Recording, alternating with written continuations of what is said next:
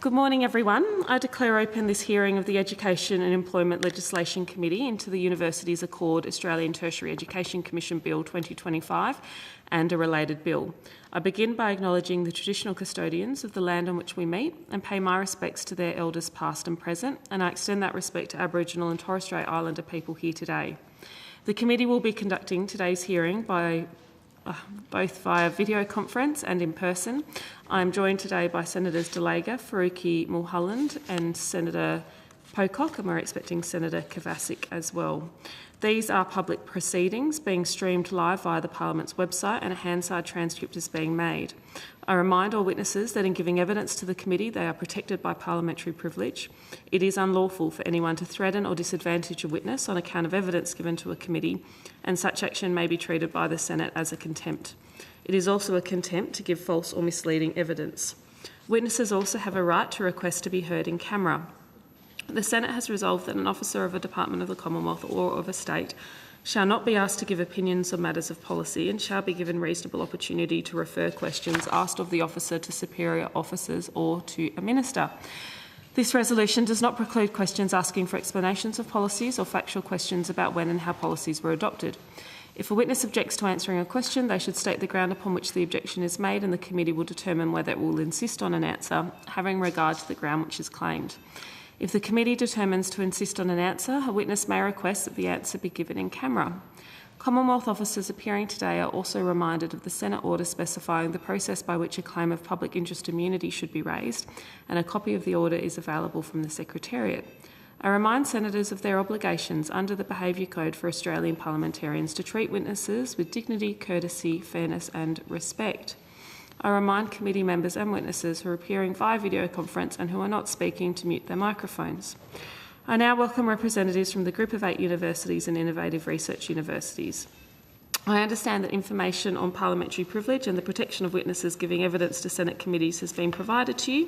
For the Hansard record, I'd like you each to please state your full names and the capacity in which you're appearing today. We'll start with Mr Harris in the room and then we'll go online. Mr Harris. Thank you, Chair. Paul Harris, Executive Director of the Innovative Research Universities. Great, thank you, Mr Harris. We'll go to Professor Williams. Yes, it's George Williams here. I'm Vice-Chancellor of Western Sydney University and, as of Monday, Chair of the IRU. Great, welcome. And Vicky Thompson, Chief Executive of the Group of 8 Universities. Wonderful. Welcome to you both. I'm going to ask if you have an opening statement to table it, if that's okay. If senators are happy with that, because we are short on time today and we're all keen to get stuck into questions.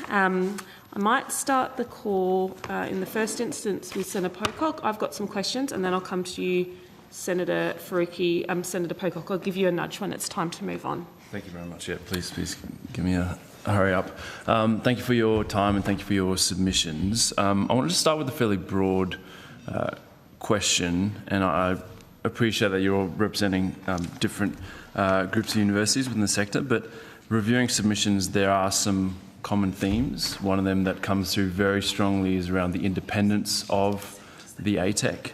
But there's a bit of a divergence in views about the bill and ultimately whether it should be passed in its current form. And I'm interested why that's the case. If you could, happy to touch on that. Thank you. Perhaps I'll throw to Professor Williams first. Thank you, Paul. Happy to start with that, and thank you, Senator Pocock. Our group is of the view that the bill should be passed, and I speak not only on behalf of the IRU but also recognising I'm a signatory to a statement of 12 universities that's just recently been released that the committee has received. That's more than a quarter of the nation's universities, and critically it includes universities delivering some of the most challenging and important work in regional and rural Australia. The reason we believe the bill should be passed is firstly, we support the Accord, its ambition to provide fair access to higher education to all Australians, and we believe that ATEC is necessary to achieve that reform. We're not looking at a small reform here to the sector that we're in the midst of. If we look at the sea of change, we're in the midst of the biggest transformation of higher regulation since the mid-1980s. And we're looking at moving from a fundamental shift from a system driven by intensive competition where marketing budgets, branding, rankings and the like can rule the day, and a system that has too often delivered market failure when it comes to serving the needs that the system must serve, and of course their students and the community. So we support ATEC because we think stewardship is needed to assist that transformation. It's obviously not uncommon where you see market failure, particularly delivering something as vital as public education, that you will have government intervention to provide a steward. And in this case, we believe that without the steward of ATEC, we'll have new regulatory settings, but who will ensure that those settings actually deliver for those the system must serve. And that, of course, again, is students and community. We have some amendments we want to put. We've got suggestions, but our bottom line is we support the Accord and we think this is a necessary reform and we would like to see the bill passed.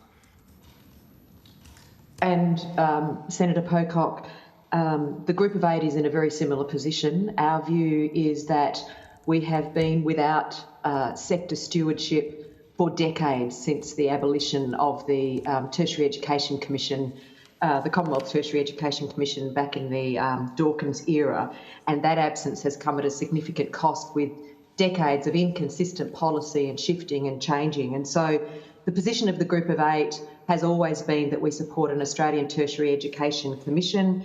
We need independent, frank advice. We have also proposed a small number of common sense amendments.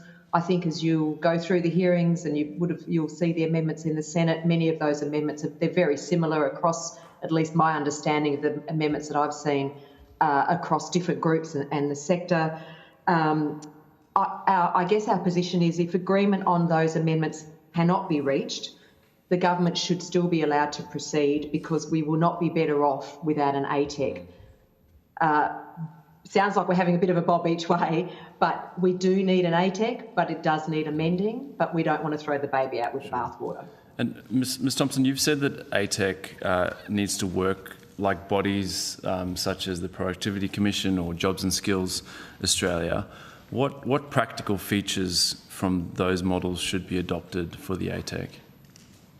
So this goes to the issue of independence, and I think you'll find consistency of theme certainly from the Group of 8 submissions that I've read from my individual members, but also others, that the body needs to be completely independent in the same way that the Productivity Commission, Jobs and Skills Australia and the ABS does. It must initiate its own policy and research work rather than acting on just direction from the Minister. And it should be able to publish that work without ministerial approval. That goes to the view of frank and fearless advice, regardless of what that is. Because if it's not, our view is it just becomes another layer of bureaucracy, almost a subset of the Department of Education, which is another issue about how it's resourced. And so in a practical sense, we've made some suggestions around amendments to give it greater independence and to ensure that it doesn't add to the regulatory load, it eases the regulatory burden. We would certainly agree with the critical need for the ATEC to be able to commission research and provide advice on its own initiative. And we think that there are common sense ways to agree protocols with government for the release of advice and reports and so on, similar to the way that Jobs and Skills Australia works, and that would strengthen the ability of the ATEC to deliver on its stewardship role. Thank you. That's really useful. I'm interested looking at the legislation. Why do you think the bill doesn't explicitly give ATEC the power to review student contributions? And I'm wondering if this came up in consultations. It seems like an unusual omission for me to not have student contributions being looked at. And in our position, we would say that that's clearly an oversight. If we look at what ATEC needs to do, it's stewardship of the sector, but for what purpose and for whom is the question. The aim is not simply to steward the sector for its own sake, it's to serve the needs of students and community. And when it comes to the need for a holistic perspective, of course the body needs to be look at not only the Commonwealth contributions, but the student contributions. Otherwise you're missing a key part of the problem. And we'd also acknowledge that it's critical because the biggest and most urgent task we're facing at the moment is the need to unravel the Job Ready Graduate Scheme. I mean, I've described that as one of the top 5 worst policy mistakes made by the Commonwealth this century. It is having enormous and negative impacts upon students, particularly those most in need of the mobility and benefits that higher education brings. So we would say at the IRU that this is just, look, it's an oversight, we're not sure as to the reason, easily fixed, and it very clearly should be included, otherwise the body will be unable to fill that key stewardship function on behalf of students. And we can see, Senator, in the student data, an emerging and widening gap between students from lower socioeconomic backgrounds and all other student groups. And so we think if the ATEC doesn't have the ability to provide advice on the cost of higher education to students as well as the cost to government, it is going to run the risk of undermining the accord in the long run. Mr Harris, just on job-ready graduates, I was keen to ask you a couple of questions there. Looking at some of the research you've done on the impacts of JRG, some pretty startling findings, and specifically I wanted to ask you about, and I'll quote, the combined effect of JRG changes reduced university base funding by $813 million in 2024. That seems like a big hit to already stretched university budgets. Could you maybe just talk through how that actually works? Absolutely, Senator. So what we're seeing with the student data and the financial data is increasing impacts of the job-ready graduate. So students are paying more, and we think the students in the highest charging fee bands paid about $1.3 billion more in 2024 than they would have under the pre-JRG arrangements. Many students are paying more, some students are paying less. It's a complicated system, and in fact JRG makes our system more complicated than it needs to be. But overall, students are paying more for higher education. Government is contributing less, and that's leading to a kind of decline in the funding that universities have to provide teaching and learning for students. And Professor Williams, you mentioned JRG widening inequity, and some of the data I've seen basically means that students from lower socioeconomic backgrounds can't afford to study things like law anymore. And I don't know if you have any more data on that, or if you can talk us through what's happening sort of on the ground at universities. Yeah, and the data's in. We've had this now for some years, and it's very clear that it is preventing and affecting choices in ways that were not intended, and that's clear. I mean, the Morrison government didn't intend to prevent low SES students from going to university, but that's what's happening. The scheme was a market intervention that was ill-considered, that fundamentally misunderstood student choice and behaviour. Of course, the idea was that let's skyrocket the price of an arts degree and a student will take maths. Doesn't happen that way. And, 55,000 as opposed to about 15,000 between those programs is a massive market intervention and price disincentive. The reason it doesn't work is because students don't make choices in that way. They're passionate about an area, they won't swap from arts to maths or to agriculture or the like. But what does happen is, particularly for price-sensitive groups, and we're talking here low SES, Indigenous and others, is it makes them less likely to choose to go to university at all. We've got to remember the arts degree in particular is the degree of choice for Indigenous, low SES and women. It is their pathway often to a law degree and other programs, start with arts, transfer. So we're pricing them out of the key pathway to mobility. And what the data shows is, particularly for those students across the period 20 to 2024, we see low SES commencements down just under 10%, 9.8%. Oh, we've just lost... These ambitious accord targets is going the wrong way. And when you talk about law, my own field, yes, over that period we've seen low SES commencements drop 17.7%. And other groups have gone up 2.3%. So very clear delineations between low SES and other students. And again, those the system should serve are being cut out by a pricing scheme that is very unfair and regressive. Thank you. And Senator, if we can just bring it back to the ATEC legislation, that's why we think it's so critical that there is an amendment to make sure that the Commission can look at these issues. Yes. Thank you. And just finally, Ms Thompson, you argue that research and research training should be explicitly embedded in ATEC's remit. As a senator, it seems a little bit awkward to be considering this bill when the third review still hasn't been released by government. Surely ATEC's remit should actually align with the third review recommendations. We obviously don't have that yet, but I'm interested to hear from you around the need to ensure that research and research training is embedded in ATEC. Thank you, Senator. And you're quite right, we don't have the results or the outcomes of the third review. But notwithstanding that, the research is such an intrinsic part of what our universities do. It's a core part of our business.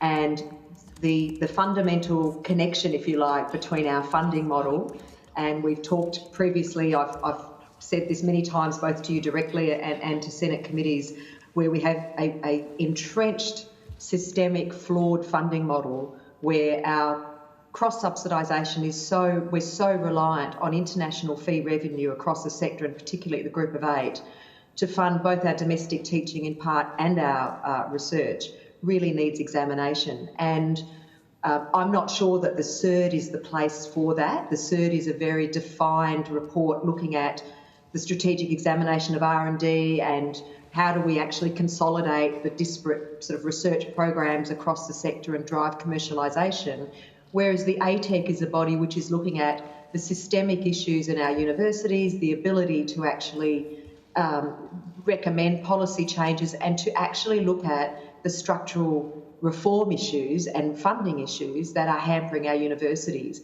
So it's a glaring omission from our perspective not to have research, given it's so embedded in what we do as universities, embedded in our Tertiary Education Commission. Thank you very much. Thank you, Chair.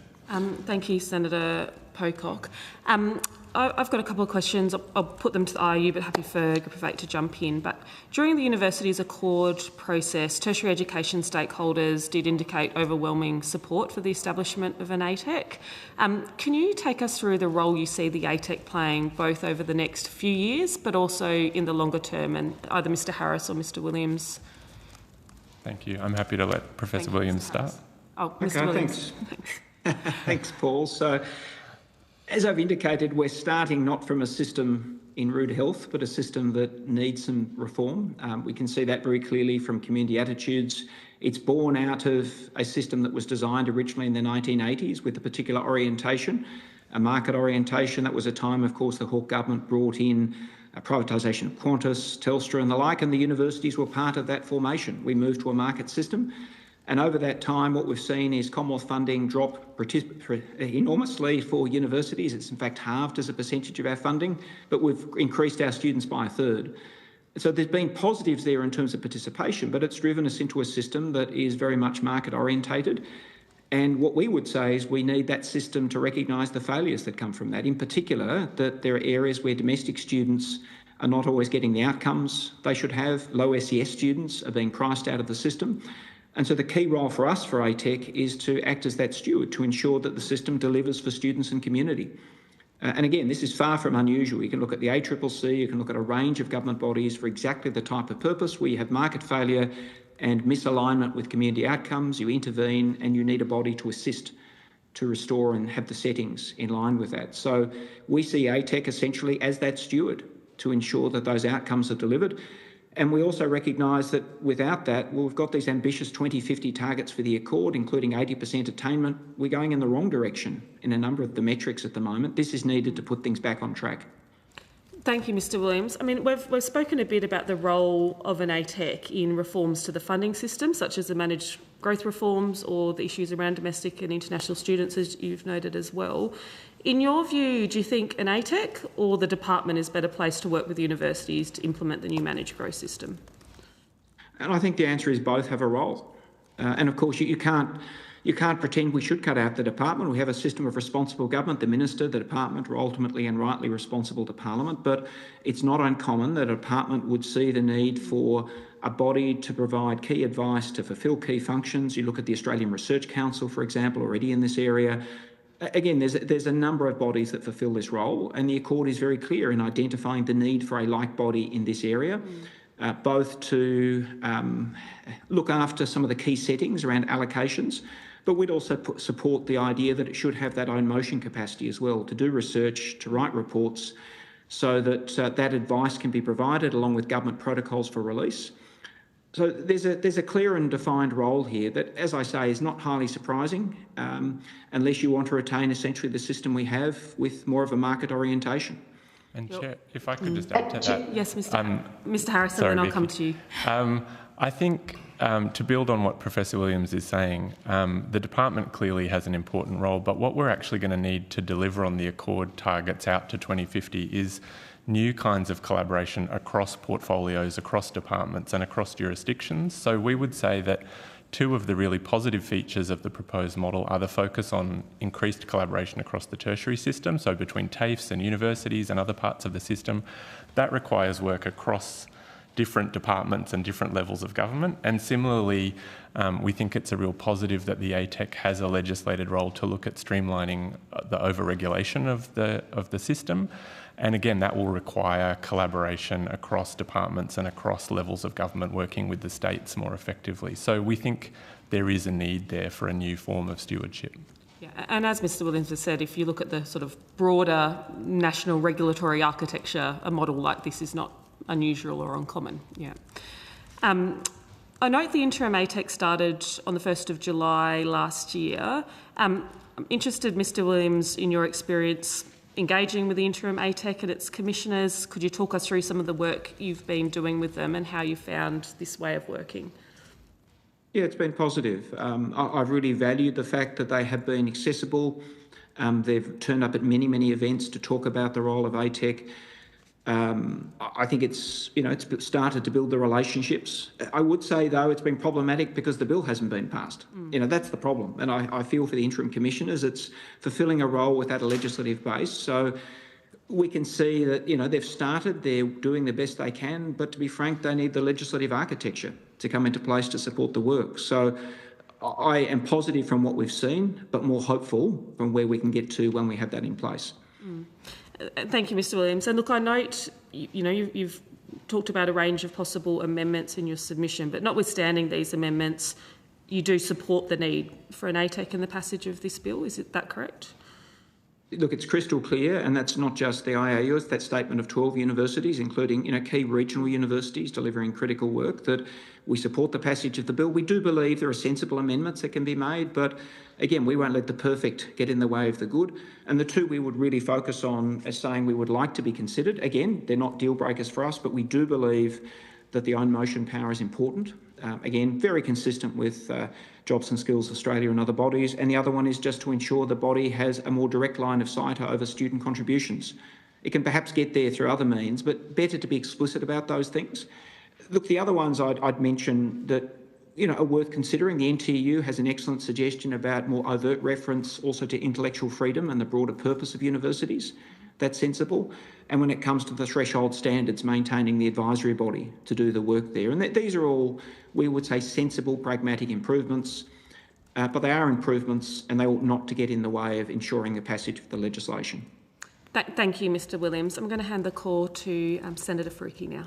Thank you, Chair. Good morning, everyone. I might start with the group of 8. In your submission, you have said without sufficient independence, authority and resources, ATEC risks becoming another layer of bureaucracy. And many other submissions have also highlighted that, Ms Thompson, that it risks doubling up what the Department of Education already does. Do you think that amending the bill to make it more independent and impartial is pretty crucial for it to actually fulfil its stewardship role? Yes, absolutely. And we've said that and we've suggested amendments for that, because the risk is, and it kind of goes back to the discussion we were just having, is that the Department of Education in and of itself is a very important entity and ATEC is an important entity.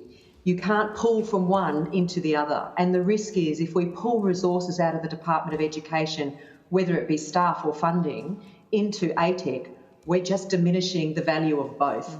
And then we've just got a secondary body, which is really another layer of bureaucracy. So we have been very explicit that there should be an amendment which it amplifies that independence.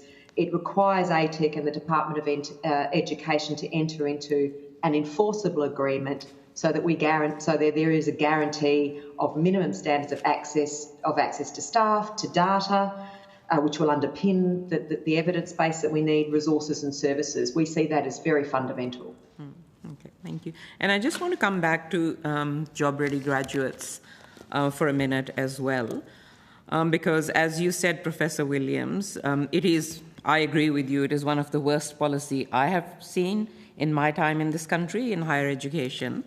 But at the moment, the way ATEC is set up, only to look at, Commonwealth contributions, and we understand that their work has already started to look at the cost of delivering education, but obviously nothing on the contribution side. So it could take another 2 years for any reform to happen on the job-ready graduates. Do you think that that is acceptable? And maybe I'll start with IRU. And look, as I've described, I see this as the most urgent reform required in higher education. If you don't start with fair fees and access for students, then the system itself is compromised, particularly for the most vulnerable who most need higher education. But I'd also say, Senator, we have an excellent additional inquiry into these issues. Looking forward to putting a submission into that. It's good to see Parliament is seized with this issue. And as much I would like this amendment to go forward, I would also say, well, perhaps there's ways of just moving forward on this. There's another parliamentary inquiry. It is urgent. Yes, I don't want to see this take 2 years. I'd like to see this to build momentum across a variety of forums. And I don't put all my eggs in the ATEC basket, to be frank. I think there's a range of ways this ought to be progressed. The department does the policy work on this. So yes, it should be included with ATEC, but ATEC will take some time to get up to speed. It's got important work to do, and there are other ways of moving forward with greater urgency. Okay, I'm very glad to hear that, because I also believe there are other ways, and we could actually look at getting rid of the massive fee hikes and funding cuts of the job-ready graduates by just doing it without ATEC having to go through the rigmarole. What about you, Ms. Thompson?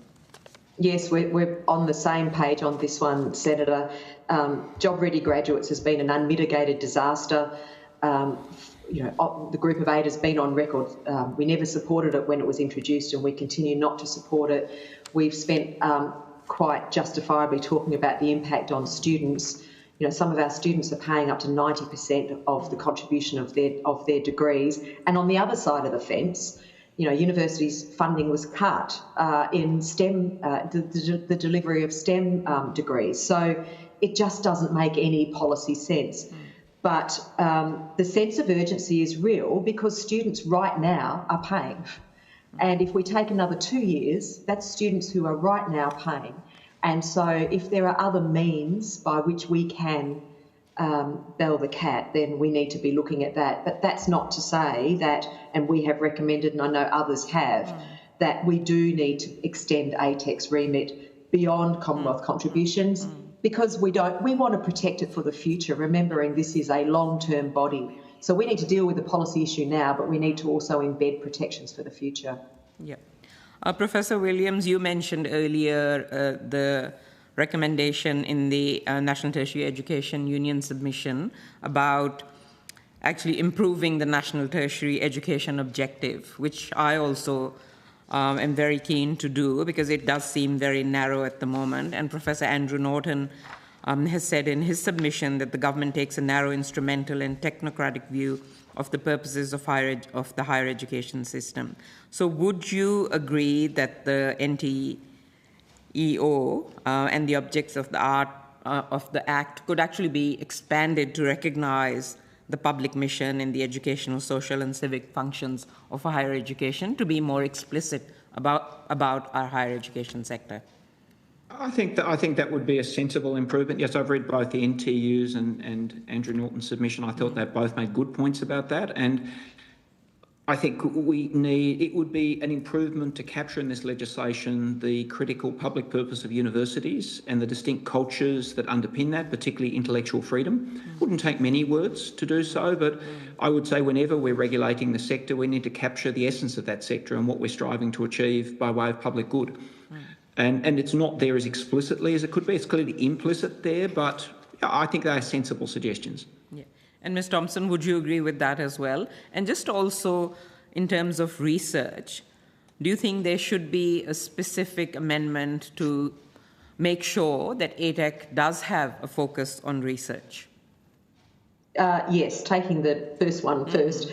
Yes, we would agree that the National Tertiary Education Objective should make reference to the issues we've just discussed, as well as to learning and other things, which could probably be done quite easily. In relation to research, yes, and in fact, if we actually go back in history when I was on the reference group along with Paul and others in the establishment of ATEC, we push very strongly for it to be ATERC, the Australian Tertiary Education and Research Commission, because research is so embedded. So we do believe that we should have a specific amendment to recognise the remit of for ATEC to recognise research within its remit.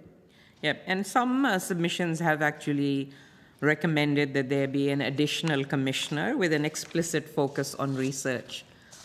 Is that something you think would be useful? Look, we've certainly supported the expansion of commissioners to ensure breadth of coverage, and I know the Minister has picked that up. I'd have to take that one on notice in consideration of whether we need a specific commissioner for research. What we need are commissioners with expertise across the broad sector. So that's not something that we have given consideration to as explicitly as ensuring that ATEC has both the expertise in the terms of the commissioners it has, but it also recognises the role and value of research within the remit of the organisation. What about IRU? What are your suggestions to improve the focus of ATEC to be on research as well? I don't have any problems with what Vicky's mentioned. I think there's sensible things. I think in terms of the number of commissioners, you've got to be pragmatic with cost as well with these things. You've got to recognise that both within the department and outside there's a limited budget, so how it's deployed is important. But it would be sensible to build in things like you've got for the Productivity Commission, that for particular projects you can add an additional commissioner. If there's a budget there, why not enable that for a period of time? And that would actually provide at least an escape valve to ensure that there's the capacity there to bring people on as needed to lead important work. And in our submission, Senator, we also talk about the ability of the ATEC to second or bring people in from the sector to work on specific projects. I don't think that's reflected in the current legislation. And in our submission, we've put forward specific amendments for Section 11 and Section 13 to deal with those issues about the National Tertiary Education Objective and also how research is reflected in the functions of the ATEC. Just going to your submission, this is IRU. You have noted that the bill would equate to an overall reduction in independence due to the integration of the Higher Education Standards Panel into ATEC. Quite a few people have raised that concern with me. It's like 7 associate professors or professors advising TEXA on standards. And this bill basically abolishes that. And it's not clear like how this expertise is going to then be in ATEC, because there are no guardrails really to protect its expertise, experience, and independence. So what kind of impact will this loss of independent expert advice have? And again, should there be an explicit amendment in this bill to ensure that that expertise is retained in some way, shape or form in ATEC? Yes, we would absolutely recommend that. We think the provision of independent advice on the threshold standards is really critical for the whole sector. We think it's critical for universities, but also for the regulator, TEXA, to do its job in regulating against the threshold standards. The legislation does give the ATEC a power to establish advisory committees, but we think it should be made explicit that there should be an advisory committee focusing on the threshold standards. And then we would be happy for that to be brought together under the umbrella of the ATEC. And just coming back to you, Ms. Thompson, the Group of 8 submission notes that robust governance structures are essential for the ATEC.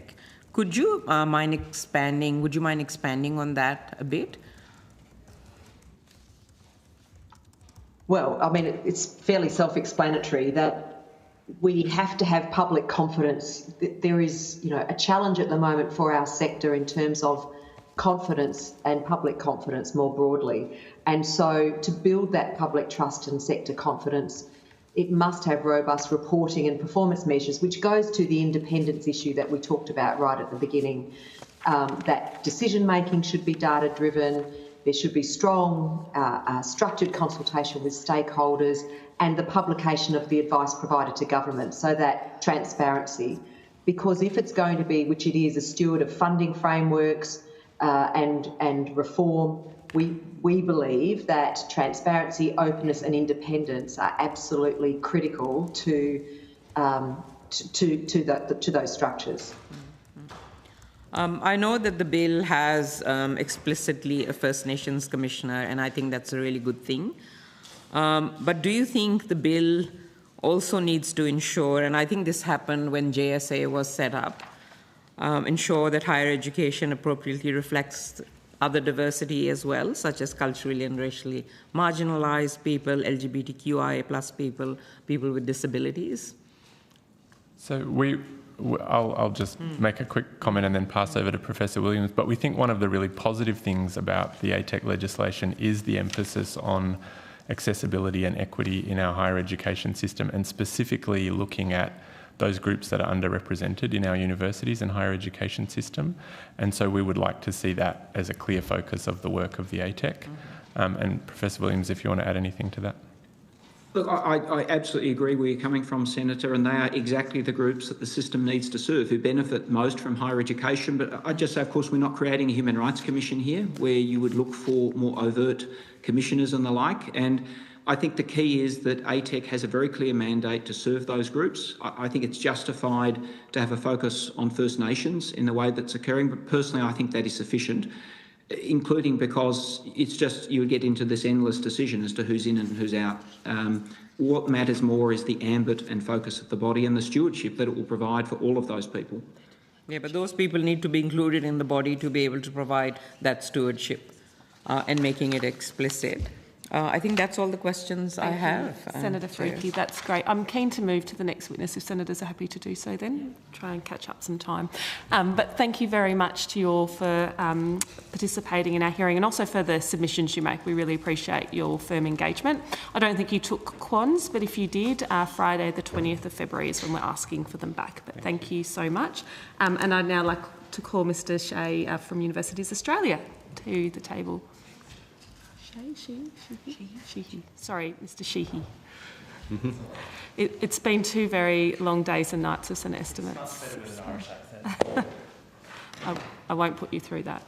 Mr. Shea, we are asking if you have an opening statement, if you'd be happy to table it for us. I do have an opening statement and I am happy to table it, but I do think if I can read an extract from the first 2 pages, it might contextualise Universities Australia's position for the committee. If I may, I will be very brief. Chair, I understand you're under time constraints. There's just a lot of questions, that's all. Yeah, but I think it's important to demonstrate sector-wide position. Yep, go for it. Well, thank you. My name is Luke Shee and I am the Chief Executive Officer of Universities Australia. Thank you to the committee for the invitation to appear today. Universities Australia represents Australia's 38 comprehensive universities. Can I be very clear about our position? Universities Australia supports the establishment of an Australian Tertiary Education Commission. We support the objective of long-term stewardship and we want this reform to succeed. But for that to happen, the bill before the Parliament must be strengthened. Our recommendations are measured and practical. They do not ask much of government or the taxpayer. They simply ask for settings required to make the ATEC more effective, and there are 6 of them. First, the ATEC must be properly staffed. 2 full-time and 1 part-time commissioner is not sufficient to steward reforms of this scale and complexity. A body charged with guiding system-wide transformation needs depth, capacity and continuity commensurate with its mandate. Secondly, the ATEC must be able to publish its advice and recommendations without ministerial approval. An expert advisory body adds value through frank, transparent advice. Filtering its output undermines confidence in its independence and ultimately in the usefulness to government, the sector and the Australian public. Third, the ATEC must be able to initiate its own research and inquiries. If it can examine only issues at the Minister's discretion, it risks becoming reactive and political. Fourth, the ATEC needs a full mandate on university funding. Limiting its role to examination of Commonwealth contributions alone constrains its ability to provide comprehensive system-level advice and risks entrenching the very funding settings that are saddling students with excessive debts under the Job Ready Graduates package. Fifth, the ATEC should control its own staffing and consultancy arrangements. This is to ensure that it can deliver credible, high-quality advice and ensure that it has the right expertise at the right time. And finally, there should be guardrails on the development and implementation of mission-based compacts. The proposed model appears to give the government unprecedented influence over university operations without adequate parliamentary oversight. This does risk narrowing institutional diversity, dampening innovation, and ultimately weakening system performance, the opposite, we think, of what the Accord envisaged to future-proof Australia for the challenges ahead. Can I reiterate that the Universities Australia, with our colleagues right across the sector and the National Tertiary Education Union, support an ATEC, support stewardship and support independence, but we also want to improve and strengthen this bill from the outset. That's been clear from our friends right across the sector, including the group of 8 universities and the IOU who you've just spoken to, the technology-based universities and the regional universities. I'm happy to answer any questions now, Chair. Thank you. Senator Faruqi, you have the call first. I'll give you a nudge for last question. Thank you. Thank you, Chair. Thank you, Mr. Sheehy. Based on what you've said, I have gathered that in your view, the current ATEC model in front of us does not deliver on the vision of the Accord. Am I right in making that assumption from what you've said?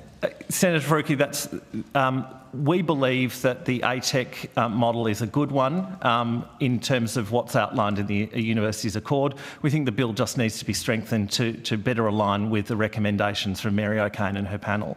That report was released 2 years ago, and we've had a lot of consultation with the government since then through different forums, and a lot of our recommendations are yet to be realised in this bill, but we can improve this bill, and we can improve it through very modest and sensible amendments. The government has said many times that whenever this JRG, Job Ready Graduates, has come up, that ATEC, once it's set up, will have a look at reforming Job Ready Graduates. But we do know that ATEC is only going to look at the Commonwealth contributions and not at student contributions. So that it could take years, honestly, to get to that. What recommendations do you want in this bill to be changed to be able to have more of a say on how what students pay? Yeah. Well, one of the limitations of the bill as drafted is that the ATEC wouldn't be able to look at the student contribution, and we think that is a shortcoming. University students, particularly those in 3-year arts and humanities degrees, are facing bills of more than $50,000. That is completely unfair. JRG is a failed policy that has been recognised by the Labor Party, that's been recognised by people across our sector and policy experts. We want to see it gone. We want to see it gone as quickly as possible because we want to see those barriers to university education come down. I think many Australians don't realise that it's the Commonwealth Government that actually sets the fees for students, for Australian students in our universities, and we've yet to see JRG go, and what we're seeing now is student fees increase and increase. While it's very, very good that we've seen a discount on their debts, future students are still going to get those debts. And we want to make sure that an independent a Tertiary Education Commission that is free from the political cycle can make honest and frank recommendations about what a student should pay. Australian students pay some of the highest fees in the world, and we're putting up barriers. So, if we want to grow our sector, which is the aspiration of the Accord, to see 1 million more students by 2050, $50,000, $60,000 for a 3-year humanities or arts degree, that is just simply unfair. So the ATEC should be empowered to make the recommendations to government as to what students should pay. Yeah. But do you believe that the JRG is really urgent and needs to be looked at? Forgive me for smiling, Senator Faruqi, because I've been saying this for a number of years, and it is a failed policy. And I think everyone recognises it. In the Accord final report, as I say, handed down 2 years ago, Nellie, made that point very, very clear. It is time to remove JRG and replace it with something that is fairer. There is a strange irony that students are paying more than $50,000 for an arts degree, while universities get nearly $1 billion less each and every year under the JRG model. An independent ATEC that has the capacity and the remit to look at that is a really important part of why we support an ATEC and why we support stewardship. You have also noted in your submission that the bill potentially positions ATEC as a quasi-regulator. And it does seem that there is quite a bit of lack of clarity in terms of stewardship and regulation. So how do you think that could be fixed in the bill?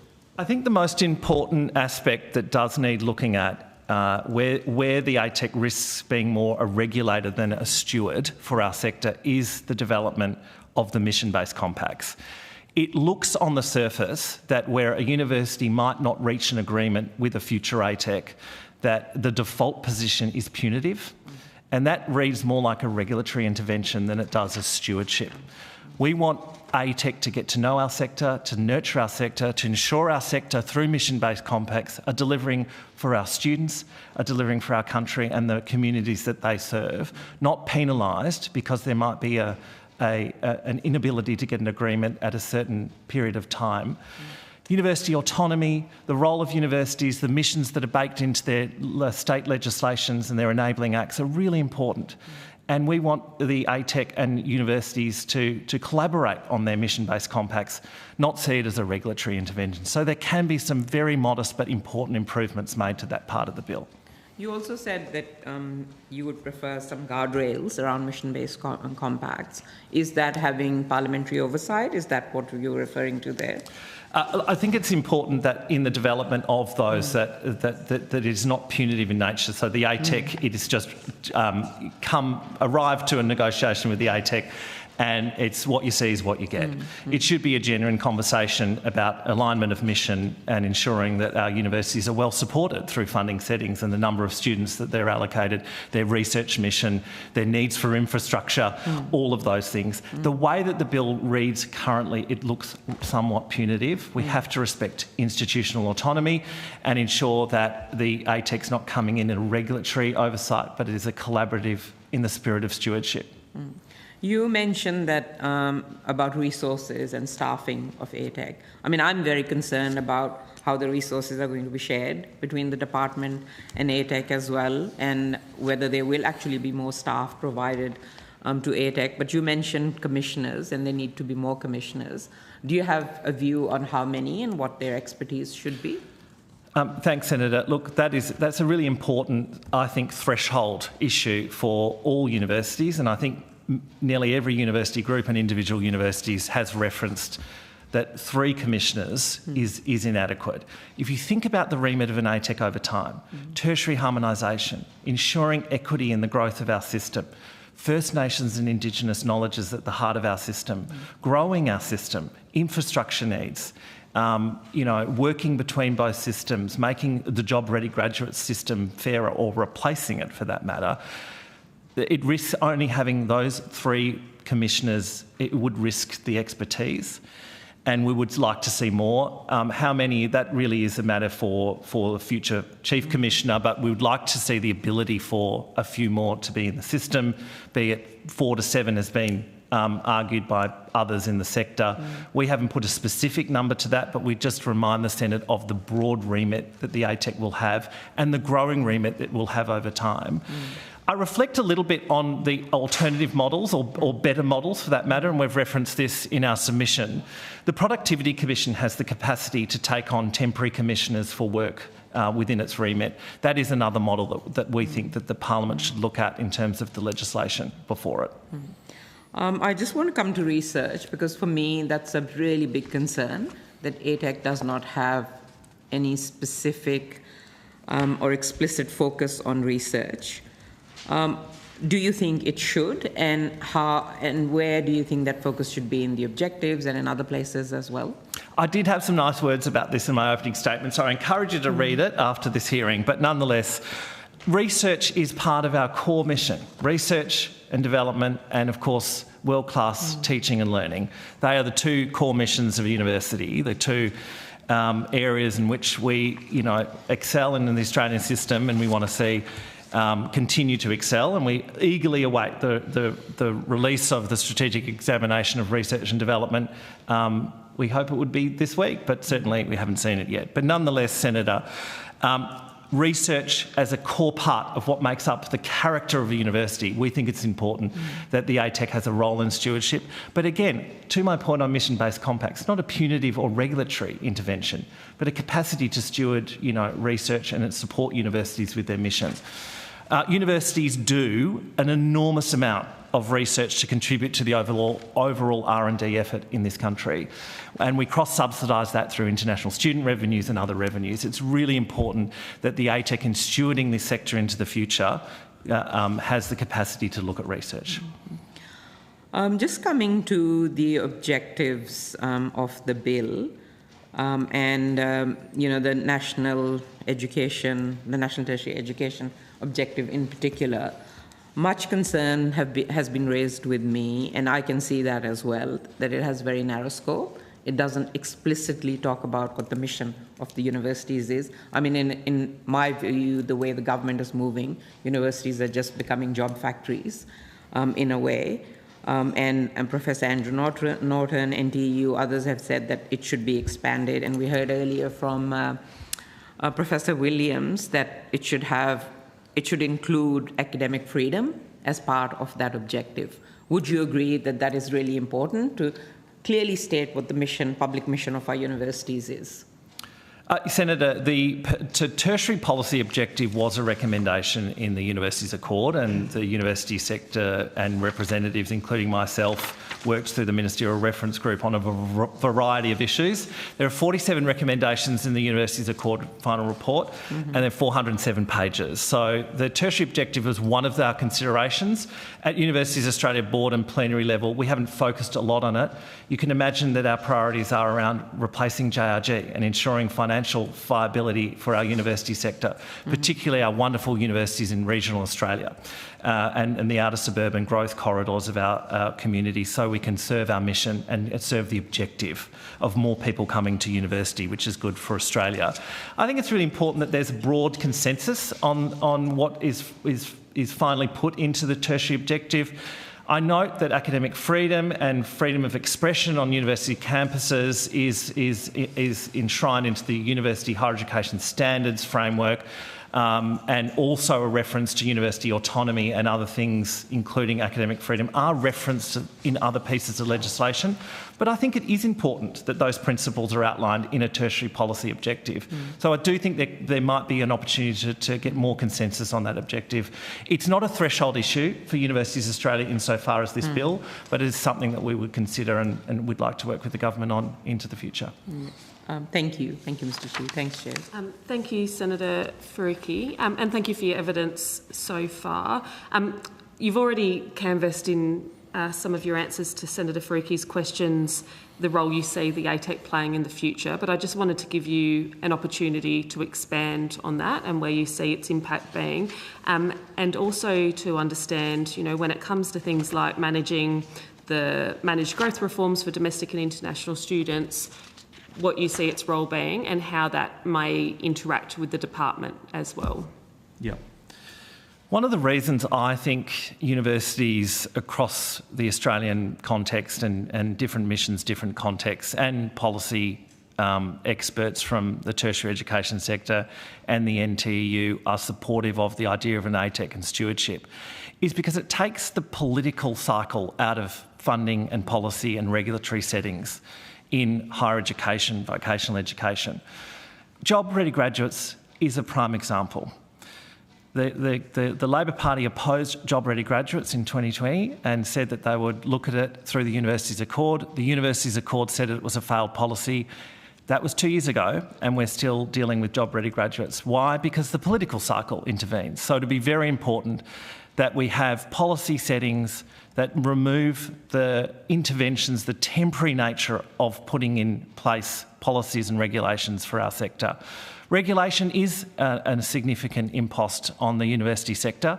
I would much rather see student fees that come through HECS into our system go to excellent teaching and learning and research, not for us to employ people to write reports. So there's a whole range of things that I think the ATEC can do, but the freedom and the long-term vision outside of the political cycle is why we're supportive of an ATEC and the stewardship function that's proposed through the Universities Accord final report. The freezing of the demand-driven system at the MyEFO in 2017, the introduction of job-ready graduates, the closing of the borders, the opening of the borders, the attempt to cap international students, then the allocation of international students, and now the allocation of domestic students. If we don't do that free of the political cycle, we end up having universities at the centre of political football, and increasingly in election years we've seen that manifest through the debate on international students, which I've widely spoken about, Senator, in many forums. So that's why we're very supportive of the independence of an ATEC and strengthening the independence in the bill before this Parliament. That's really important. I think the intersection with the Department of Education, we've got a good example already. The Tertiary Education Quality and Standards Agency was legislated in 2011. And it works very closely and collaboratively with the Department of Education and with the sector, but it has a unique and independent role, and that's what we'd like to see for the ATEC. On resourcing, which I think speaks to independence as well, is I think as the bill is written, and so do our university vice-chancellors, believe that a chief commissioner is somewhat hamstrung if he has to go or she has to go or they have to go, cap in hand, every single time they need more resources or to employ someone. Expertise in tertiary education does lie outside the bureaucracy. Let's think about the complexity of the HEX scheme. HEX scheme is an income contingent loan which was designed by Bruce Chapman in the 1980s. It is a great Australian policy that we've exported to the world. We needed to draw on the expertise of an economist from the ANU in the 1980s to develop that. So we had an intersection with the tax and transfer system and the way students might pay a contribution to the cost of their degree. As the ATEC bill is written, it would be very difficult or somewhat cumbersome for the Chief Commissioner to get someone like a Bruce Chapman in to support important and critical work. So that's why we want more autonomy and more independence in terms of resourcing and seeking consultancies and other staff to support the work of the ATEC. Thank you. We've had the interim ATEC with us since the 1st of July 2025, and I note your support for a future ATEC, a permanent ATEC as well. Can you take us through any engagement you've had with the interim ATEC and its commissioners to date? What have you been working on with them, and have you found this to be a productive way of working in its interim setting? Well, I was really pleased that on July 1, I think, was the first day, or whatever the first day, working day of July was, when the interim ATEC came to start its work, that they met with all university vice-chancellors in a forum that Universities Australia hosted. So we've been working with them from the first day, Senator, and we've had very, very good engagement. There is ongoing work on costing and pricing, including what we would do to replace the job-ready graduates and the student contribution. That work is happening at a pace, but it should be a quicker pace in my view, but I'm sure you'll expect me to say that. We've been doing excellent work with them on tertiary harmonisation, also with Jobs and Skills Australia. Obviously, Professor Barney Glover has a dual role there. And I also note the work and the objective of the terms of reference for the interim ATEC looked at the Indigenous knowledges at the heart of our sector, and the work that Larissa Berendt. And Larissa Berendt has been a wonderful contributor to higher education over many, many years, including her groundbreaking report many, many years ago when I worked in this building on building a generation of tertiary educated Indigenous Australians. I think we can do more important and urgent work in this space as well, but I'm encouraged by the fact it's been part of the interim ATEC's remit. I think the interim ATEC is an interim ATEC, and it's still couched within the Department of Education, and we need to see a full, autonomous, properly resourced and independent ATEC to help with those key priority issues. And as I said, there are lots of things that the ATEC will do over time. It will have to prioritise the financial viability and sustainability of our sector in the first instance, and replace JRG, and then look at those other critical issues: growing the system, the infrastructure needs for our system for world-class education, how to set international numbers in a way that is robust and thoughtful, and of course ensuring that our systems can work together. The vocational education system and the tertiary and the university system ought to work better and more closely together, and that's a kind of yet to be fulfilled ambition in the Australian tertiary education policy space over many, many decades, and I'd like to see that happen as well. There's certainly plenty to do. Senator Pocock, you now have the call.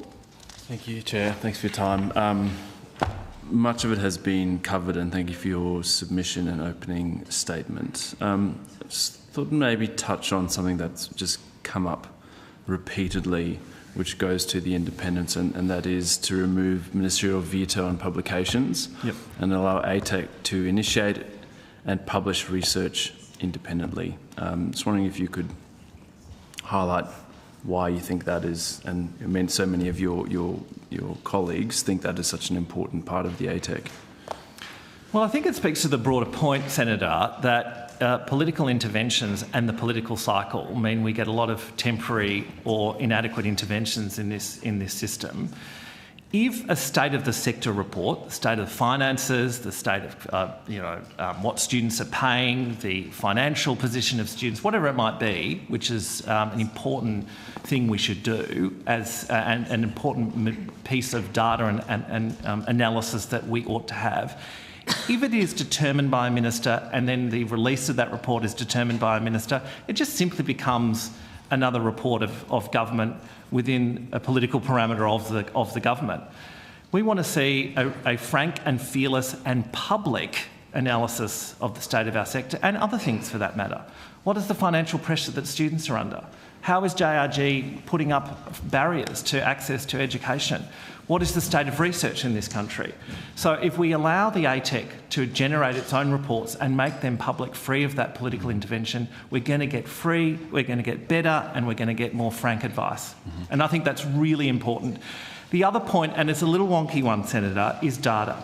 We suffer in this sector from data that is up to 18 months old. We want the ATEC to have up-to-date real-time data and make that data publicly available through its analysis. That's going to help everyone. It's going to help parliamentarians, it's going to help the sector, and it's going to help students, and that's really important as well. Thank you. One of the other things which has come through loud and clear, and as you said for many years now, is JRG. Earlier, Professor Williams, I think, referred to it as an unmitigated disaster, and this is now a policy that's been in place for longer under Labor than it was under the coalition. And so I'm interested how you think we, embed a mandate into the ATEC to actually deal with something that everyone is crying out for reform on. Because I've been around for so long, Senator, I can remember the hearings on job-ready graduates in 2020, and the sector didn't argue enough for amendments at the time, and we got an unamended bill. And there were sensible things we could have done then to ensure that JRG didn't become an unmitigated disaster, as Professor Williams has rightly pointed out. You certainly did, Senator. It was COVID and we all kind of had our own individual sessions. I remember it fondly. But nonetheless, it's so fundamentally important that an independent ATEC can look at not just the Commonwealth grants, but also the student contributions. Students pay more than $2 billion each year as part of the HEX fees. That's a lot of money. And if the ATEC can't look at that, then what are they looking at? They're looking at half the dinner. So we want them to be able to produce recommendations for a full meal. Yes, we accept that ultimately that will be a decision of government because it's expensive and it requires prioritisation in the budget process. But we ought to have public, frank and fearless advice on that. Productivity Commission, again, is a really great example of this. It can come up with bold and innovative ideas for tax or the economy. It doesn't have to be taken up by government, but it certainly starts a conversation. And so we'd like to see that. We don't want it kicked down the road. Students shouldn't be paying more than $50,000 for a 3-year arts degree. So we can't say, oh, give it to the ATEC and in 16 years' time we're still talking about it. The job-ready graduates hearings were in 2020. It's now 2026. We've had a number of elections in between, so let's get on with it and let's get some expert and independent experts on it. Thank you very much, and strongly agree with those views. The last thing I wanted to ask you about was the suggestion to establish a modest innovation fund, and wondering if you could maybe outline what you think the need is for it and what it would actually be doing, and what sort of problem it would solve? So, as the ATEC, in its role of stewarding the sector, should be able to identify excellence, and particularly in the area of teaching and learning. Many of the academics that lead teaching and learning or teaching and learning innovation in our sector would see that they're often seen as the poor cousins to their friends in the more research-intensive part of the university. Many years ago, we had an Office of Learning and Teaching that was funded by the Commonwealth, and it incentivised and citations and innovations in teaching and learning. They're really important things that an ATEC should have a small amount of money to be able to incentivise. I've got a few examples, and of course I have 38 members and I could give you 38 examples, but the block model at Victoria University that supports students to get into university from non-traditional backgrounds, that aligns to more a school setting where they do this subject by subject, hours by hours. That model could be supported to be rolled out in other contexts, online, across the country. There's a small innovation fund, we could incentivise that. And I think that's really important, and it speaks to stewardship rather than regulation. And so I note this idea is one that the University of Tasmania strongly supports as well, and I think it is a really important one, that as a steward it should be able to provide some support and some nurturing in the sector and help make some really good ideas replicable and scalable. Just finally, out of curiosity, what happened to the Office of Learning and Teaching? Look, it was abolished in a budget. I think it was a Howard government budget. It's a very long time ago now. One thing that we took on was some citations and teaching awards on behalf of our sector at Universities Australia, which we now fund ourselves. It was an excellent thing, and I'm sure Senator Faruqi remembers it. It should be returned. It was widely discussed through the Accord process. The Office of Learning and Teaching was a centralised area in government that could support innovation and teaching and learning, and that's really important. If we're looking at something like tertiary harmonisation and bringing TAFEs and universities closer together and having lifelong learning approaches and micro-credentials and all those important things, we do need some funding for this innovation. Great. Thank you very much. Thank you, Chair. Thanks, Senator Pocock. Thank you very much for your evidence today. We always appreciate your candid contributions to our committee's work. I don't believe you took quans, but if you did, we're asking for them back by the 20th of February 2026. Senators, I'm proposing an amendment to the program, so that is that we will suspend now for approximately 10 minutes, in which time I'll seek to get our next witness on early. This is in an effort to expand the last session of the day. So if you just note on your programs, there's just a bit of an amendment there. Thank you all. We now suspend.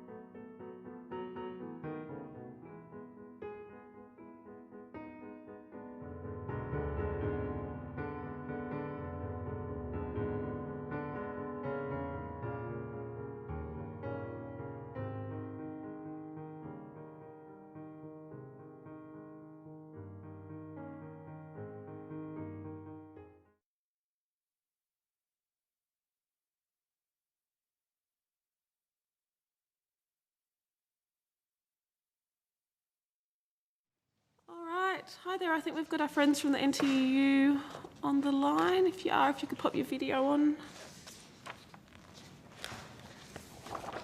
Oh. Do we have the NTU there? Here we go. Hello. Hello. Can you hear me okay? Yep. Beautiful. All right. Well, I would like to welcome you both, Dr. McDonald and Mr. McCarran. Thank you for joining us today and for facilitating jumping on a bit early for us. We've been asking witnesses to table their opening statements. Are you in a position to do that, or did you need to present your opening statement? We're fine to table it. Okay.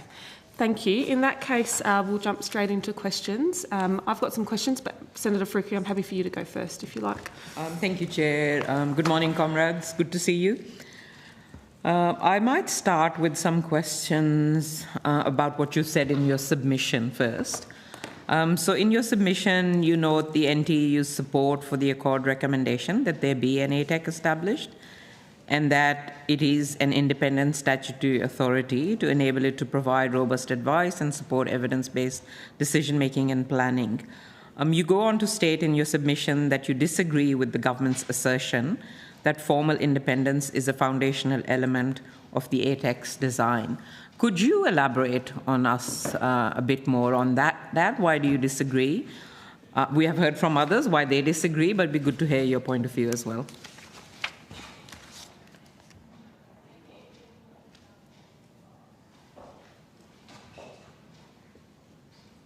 Sorry, I was having trouble unmuting myself. Look, there's a number of structural issues with the way that ATEC is set out in the bill. And I think it goes directly to the fact that, as we say in our submission, it's effectively housed within the Department of Education. It is not a statutory, it's not an independent body in the sense that I think Universities Accord had recommended. We had something in mind similar to like the Productivity Commission in terms of how that would be structured and what kind of authority and powers that would have, particularly to undertake its own investigations. We thought was actually an important thing for a tertiary regulator to have, or a entity that's charged with the stewardship of the sector. It seems to be how it's phrased. So putting it within the department, even though there are commissioners, and look, there are some protections built into the legislation, and we recognise that. But from the outset, it is very much intended to be something which will be carrying out the policy directives of government, and not independent in the way that we, and I would say the Universities Accord, had also advocated for. Kieran, do you have anything to add? I think the other issue was the ministerial appointment of the commissioners, and yes, there's a bit of ambiguity around. There's a bit of potential to remove commissioners, I think, in the bill, and so there's a little bit of trust involved in that. And there's also the ministerial direction of ATEC, I suppose, and how that might affect their ability to be fully independent. Could I just ask you to clarify in terms of the appointment of commissioners and who is able to remove them? What would be your recommendation on that?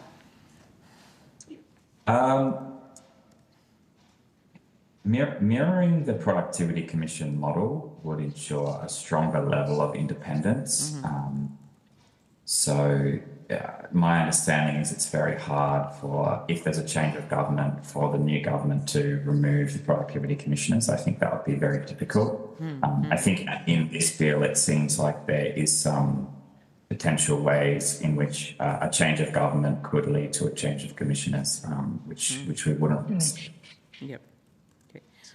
I just want to go to your submission, which talks about, in quite detail, the National Tertiary Education Objective, and we've discussed that a bit this morning. You have welcomed that objective but criticized it for its narrow scope, and others have as well. And you say that the NTEO may inadvertently limit the missions of public universities and undermine institutional independence. Do you think it should be expanded to make explicit the public mission and the educational, social, research and civic functions of higher education? Because at the moment it actually does not, and it's a good opportunity, I feel, and it came up quite a bit in the inquiry into university governance as well, the importance of ATEC having that as an objective. So just your views on that. Yeah, look, in our submission, we are critical of the fact that the objective actually doesn't mention education at all. It doesn't mention research at all. It doesn't mention innovation and the kinds of critical inquiry, and sort of like forward thinking that our, public universities provide. It doesn't talk about the importance of public education, or even the importance of the transformative nature of education itself. So, not just for the individual, but for more broadly, socially and economically, environmentally, and all the other things it likes to touch on, but it doesn't talk about education. So that in itself is an issue. We also, of course, have concerns around things like academic freedom and critical inquiry and the importance of those in a mission, and the need for that to be, baked into what, universities are doing. So I think those issues certainly do need to be looked at further, and we would like to have that particular objective. But the thing we talk about in our submission, in particular, is the need for sector consultation. And I understand that this would come under that, but this is when we're looking at what is, a bill that's ready to go. We think that, and we did have consultation with the Universities Accord, but unfortunately the recommendations of that Universities Accord have not actually sort of played through to this legislation fully. And I think that's a problem. And what's your view on research? I mean, we've heard this morning, and I have been for years really concerned about, how universities are really, the funding cuts have hampered them in doing research. But this bill doesn't really seem to address research much. Should research be an explicitly outlined in the bill as well as a responsibility of ATEC in terms of stewardship? I'll say something, and I'll know that Kieran will probably want to say something because he's done a fair bit in the research area. Look, I think yes, and to a certain extent, and maybe a little bit no, because yes, research has to be recognised, and research does need to be certainly, supported and championed even by governments. And I have to say that our experience over multiple governments is that research has certainly fallen behind. Even the Universities Accord didn't look very seriously into research, which was very disappointing. But by the same token, there's the ARC, there's the NHMRC, there are other entities which do have, oversight over what happens in our research area. So we do need to have a little bit of a mind around that. I think, though, the big problem is the research that happens outside of what, the NHMRC and the ARC are doing. That is what the universities are doing themselves. And, what happens with that and what support is in that. And it used to be before the Jobs Ready graduate changes that, a certain component of CGS funding was, recognised as supportive indirectly of research. And, of course, that was removed. So now universities, have very little avenue aside from what they can, generate themselves. And that, of course, favours particular institutions over others. I think, there needs to be a really in-depth look at what is happening with research. But by the same token, the ATEC, would need to be, cognizant of those other entities. Kieran, I know you've written stuff on our research reviews lately. I think that I just add, Senator, that the bill mentions ATEC having a role around international student numbers. And I suppose that area is a bit of an area of potential issue for research, given that so much research is cross-funded by international student fees.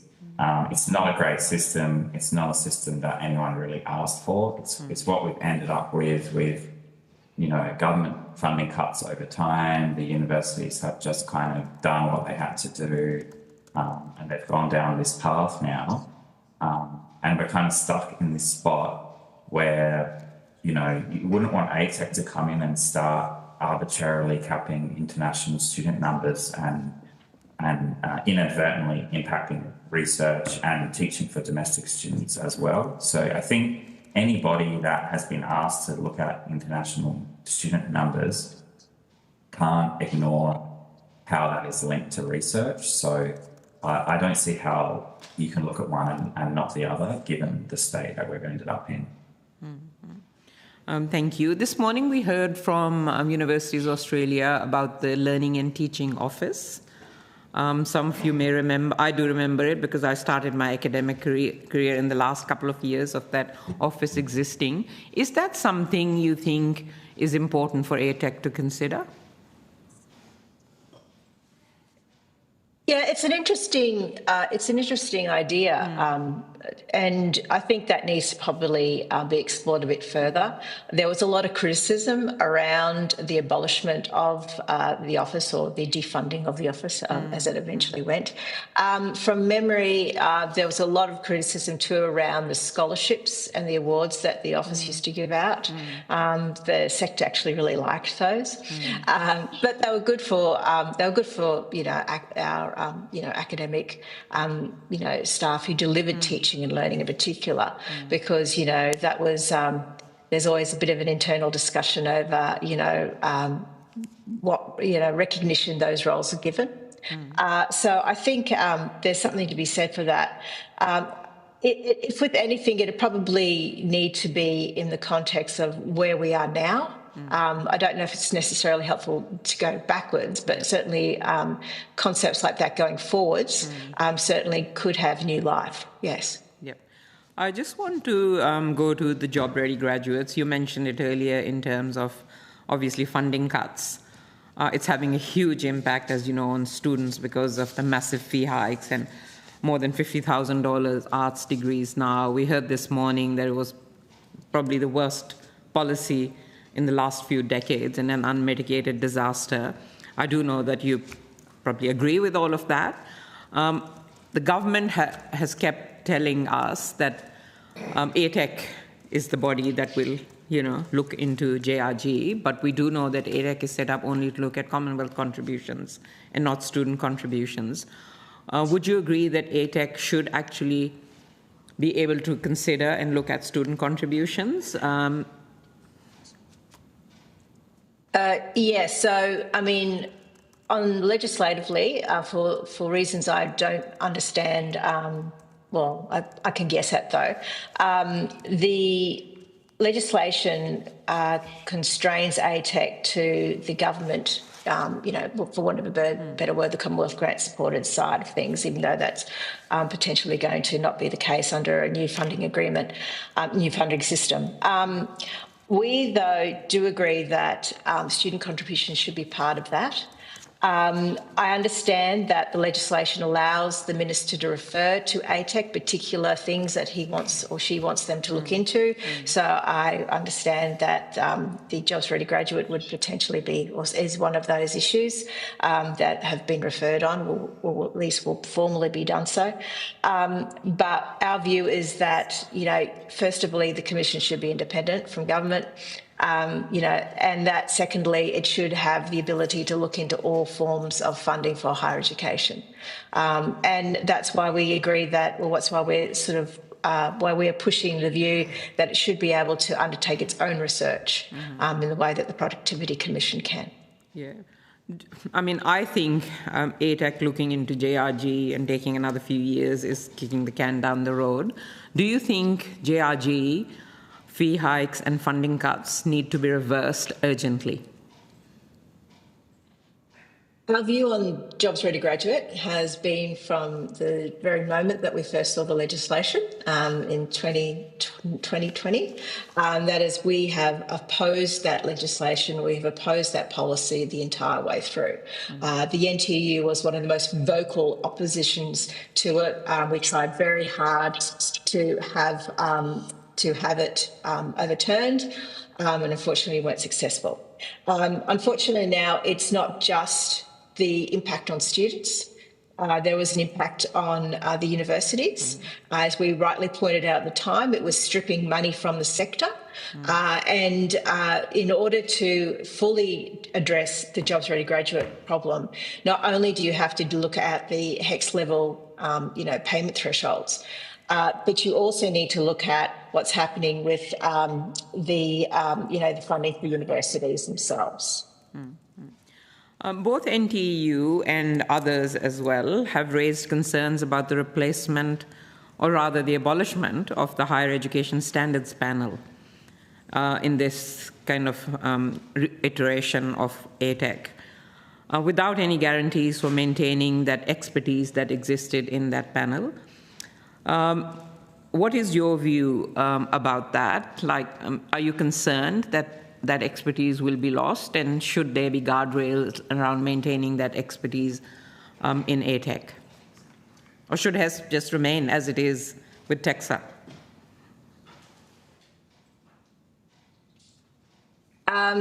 Yes, we actually, that was one of the things that sort of struck me with the legislation, is how the duties of the Higher Education Standards Panel was being transferred over to ATEC, and therefore there'll be nothing for the panel to do. At the moment, the panel is made up of, it does have quite a few vice-chancellors on it, which we certainly would have opinions on, but it also has staff and student representation on it. We think that's very important. We also, it's also a mechanism to talk directly to the minister. That in itself is an important thing, I think, for us to be able to have in place when they're talking about things like threshold standards, because it's really important. So I think from our perspective, our first preference would be for the panel to stay as it is, or for at least that link to be in place, where, you have that connection to the minister. The alternative is that, you then have a system where you have a committee which is advising ATEC, which is advising the minister, you know what I mean? You suddenly are 2 steps back. So that's an issue in itself. Kieran, did you have anything you wanted to add? I suppose I would just add that earlier this morning, I think it was mentioned that the ATEC does have, in the bill, it does provide ATEC with the power to create a committee. But I suppose I would say that that's not an obligation to create something that actually replicates the panel. So I don't think we can just rely on that. Okay, just last question from me. I mean, you've talked a lot about the need for independence for ATEC, which currently the current model really doesn't have. Others have said as well that it risks becoming another layer of bureaucracy, and others have said it's kind of like doubling up the education department, because a lot of the resources from that department will be used by ATEC. Others have suggested more commissioners as well. So are you concerned about adding another layer of bureaucracy, in effect, if the suggestions that you are making and others are making about independence don't get up in the bill as amendments? I might take this, Terry. I don't, that's not I wouldn't say that's a high level concern for us and our members. I think that our members are concerned with the governance failures in universities. They're concerned with wage theft. They're concerned about job-ready graduates. The ATEC provides an opportunity for a body with a public good mission to enter into a mission-based compact with a university and to ask that university to lift its game on governance and other areas where universities are falling short. So we think that we see the opportunities for a strong and independent ATEC to improve the sector and to make things work. And that's kind of what we're focused on. But it has to be independent and resourced to be able to do that, right? Yes. Yep. Yes. Yep. Okay. Thank you very much. Thanks, Chair. Senator Freakey. Senator Delegate, you have the call. Thanks very much, Chair. Good morning, guys. How are you going today? Thanks for joining us. Just two quick questions from me this morning. Feedback provided through the university's Accord process indicated overwhelming support for the establishment of the Australian Tertiary Education Commission. In the university's Accord process, could I check whether the NTEU supported the establishment of an ATEC? And could you take us through what critical role that you see the ATEC playing both over the next few years and in the long term?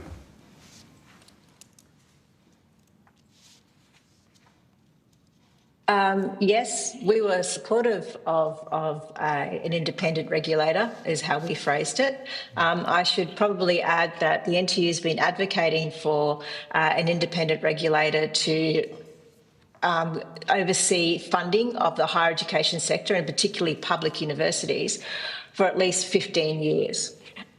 Which is how long I've been in my role for.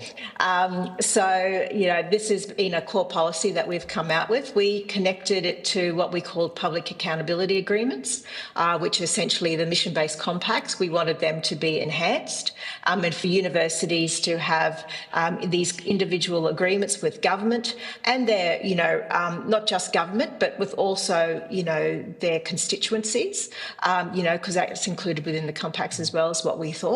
And that for these to be public so that, everybody could actually see how the universities were responding to what was essentially their KPIs. So we certainly advocated for an independent regulator. We felt it's very important for there to be arm's length from government, when it comes to funding, because unfortunately funding, and I have seen this, and Kieran has seen this, of course, for many, many years, it does tend to be used as a bit of a political tool, at times. So we certainly have supported that, and our vision had been for an independent regulator, which would oversee funding, which would do research on the sector, which would also, essentially potentially oversee some of these other, regulatory authorities. But if that's not the case, it's not necessarily, problematic. It just needs to be in a system that works together. Kieran, did you have anything you wanted to add? I'll just say over the long term vision, I suppose we would like to see a strong independent ATEC, quickly implementing the new managed growth system, which hopefully replaces the jobs already, and as well bringing in the vital needs-based funding as well, and keeping universities, I suppose, focused on their public good mission and improving their governance. Thank you very much. And just finally, the Interim ATEC has been in place since 1 July 2005. Have you had a chance to engage with the Interim ATEC and commissioners? And if so, could you take us through some of the engagement and any notable differences in previous engagement with the Department of Education? Unfortunately, we may have to take that one on notice, Senator, because I'm aware that the NTU has met with commissioners, the interim commissioners. I can't tell you how many times, though, as that would have been done by our president, who is unfortunately not here with us today. But we can certainly check with you to let you know how many times she did meet with the commissioners, the interim commissioners, and anything additional to that. I can briefly mention that we did meet with the director or CEO of the commission to talk about their investigation into the cost of teaching we provided some very important feedback to the Interim Ache on the previous methodology used to judge the cost of teaching, and we pointed out that that methodology failed to account for the unpaid work done at the time of that study by a large number of casual teaching staff. So we felt that it was really valuable that we were able to provide some insight into how that previous, how we felt that previous methodology had failed workers in undervaluing the work that they had contributed to teaching. So we appreciated that opportunity to speak to them about that issue. And can I just add, that was the methodology that underpinned the Jobs Ready graduate policies. No worries. Thank you, Chair. Thank you, Senator Delaga. I'd like to thank you both for participating in our inquiry today and the work and engagement you always put into our hearings and inquiries, actually. So thank you both. I don't believe you took quans, but if I missed one, 20th of February is when we're asking for them to be returned to us. But thank you so much. You're free to log off, and I will now call officials from the department. We'll just take a brief moment as they come to the table.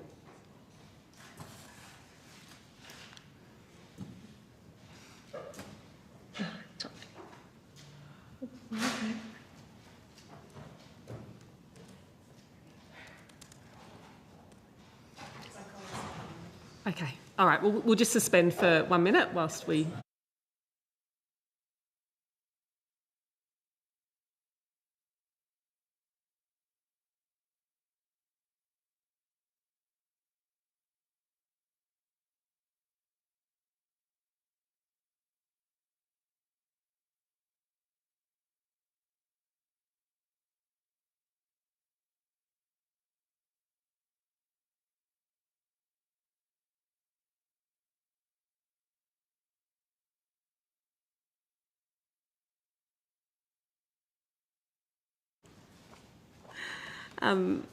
Good morning to you all. We've got a number of officials from the Department of Education, so I might just ask each of you to state your full name and the capacity in which you're appearing today for the Hansard. We'll start with you, Mr Turvey. Thank you. David Turvey, Executive Director, Interim Ache. Barney Glover, I'm the Acting Chief Commissioner of the Interim Ache and also the Jobs and Skills Australia Commission. Yasmina Yoldic, Deputy Secretary, Harry, Higher Education Research and International. Thank you, and I know you were here with us late into the night last night, so thank you for being back. Jessica Moore, First Assistant Secretary, Policy Payments and Data Division in the Higher Education Research and International Group of the Department. Thank you, Ms Moore. Karen Sandercock, First Assistant Secretary, International Division. Good morning. Lovely to see you all. We've generally been asking our witnesses to table opening statements, but if you do have one which you need to provide verbally, I'm happy for you to do so. Thank you, Chair. If I may, we have a tabled version which I think has been provided to the committee, so I'll take that as read. Thank you. But I did want to say one thing, if I could, very briefly. Absolutely. I wanted to pay tribute to Professor Mary O'Kane. Mary was both the leader and the chair of the University's Accord review panel.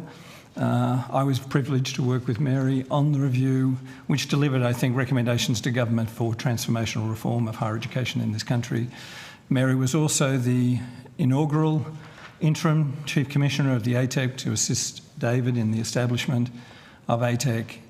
Mary has made a generationally significant contribution to this country, and I think it is timely to recognise that, Chair, before we start the questions. Thank you, Professor, and I think on behalf of the committee we can add our name to those remarks as well. Thank you very much. I might get underway, if that's okay, Senator Faruqi, and then I'll come to you. A few of the submissions have raised concerns around the independence of the ATEC. We've seen that pretty consistently in a number of submissions. I understand that the ATEC is constituted made up in a way that is very similar to how Jobs and Skills Australia is established, and we heard a bit about kind of the similarities or potential for similarities between the two earlier. Can you take us through how the ATEC will be independent? And please forgive my Senate estimates brain, it's not working at full capacity. Professor Chair, if I could start, I'm sure my colleagues will add to this. You're right to draw a comparison with Jobs and Skills Australia in part. Jobs and Skills Australia, which I'm proud to lead, and I should acknowledge Mr Turvey, who established both the National Skills Commission and Jobs and Skills Australia, so he may also wish to add comments to this. Jobs and Skills Australia is what's called a secondary statutory authority, and the independence of JSA is very much vested in the commissioners, both myself as the JSA Commissioner and my two Deputy Commissioners who are independent statutory officers. So the independence that's reflected in the legislation that's proposed and for the consideration of the Senate would establish the ATEC as a secondary statutory authority. In other words, the independence is vested through the commissioners. There are a range of other markers of independence through the legislation that we could discuss that add additional weight to the independence of the ATEC, but it is not a fully independent statutory authority.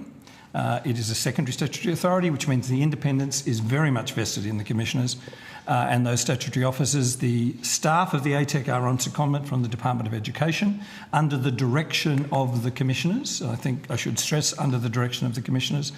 I've been fortunate to work at Jobs and Skills Australia for 2 years in that model, working with fine public servants who are very dedicated to the work of Jobs and Skills Australia. They are directed by the Commission. We have a work plan. We deliver, I think, timely and important reports on a range of issues impacting on the Australian labour market and skills system, including tertiary education more broadly. And in that context, I think the independence is clear and well defined. I feel unimpinged by political interference as the Commissioner for Jobs and Skills Australia, and that independence is vested through my role. I think the same would be true for the ATEC. I'm not sure if my colleagues would like to add any elements to that. Look, there's a couple of things that I'd add, Senator. In addition to the statutory appointment of the commissioners, who are the independent statutory office holders reporting to the minister, the commissioners will publish an annual report on the state of the system, which would outline their views on developments in the system and issues and priorities.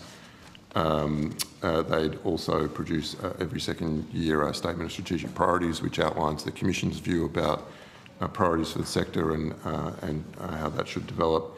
We'll also publish an annual work plan. Every second year a work plan that outlines the work that's intended to be undertaken by the ATEC.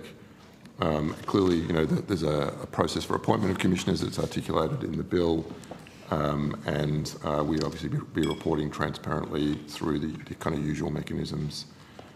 So there's a number of other elements. I guess probably finally, the intention's not articulated in the bill, but in the operation of the secondary statutory structure model, there would be a memorandum of understanding between the ATEC and the department that governs the relationship between the two bodies. Thank you. And I've got a few questions on that report, which I'll come to in a moment. Can I just ask, did you seek advice on these measures of independence? Yes, it was an extensive consultation process during the Accord, very extensive consultation, and the Accord recommended an independent statutory body. During the Implementation Advisory Commission phase, again, there was extensive consultation on models that could be adopted. And I was certainly asked as the JSA Commissioner to provide advice on the functioning of JSA and whether a secondary statutory authority model would be appropriate to consider for the ATEC. So yes, the Implementation Advisory Committee played a considerable role in providing advice, as did JSA. I just want to come back, and Mr Turvey, you might be the right one to answer this, but just on those State of the Tertiary Education System reports, can you take us through the types of information which might be included in that report? Certainly, Senator. So just find the right page. I think this is a very important part of the public reporting from the ATEC, both through tabling in Parliament and public reporting of the work of the ATEC. And at the moment, we're developing an extensive data suite that the ATEC will utilise to gauge the state of the system in terms of all of the very critical indicators of progress. The ATEC is a steward for the system, so it will be negotiating with universities for mission-based compacts and allocating domestic and international student load in accordance with the Act and the Higher Education Support Act.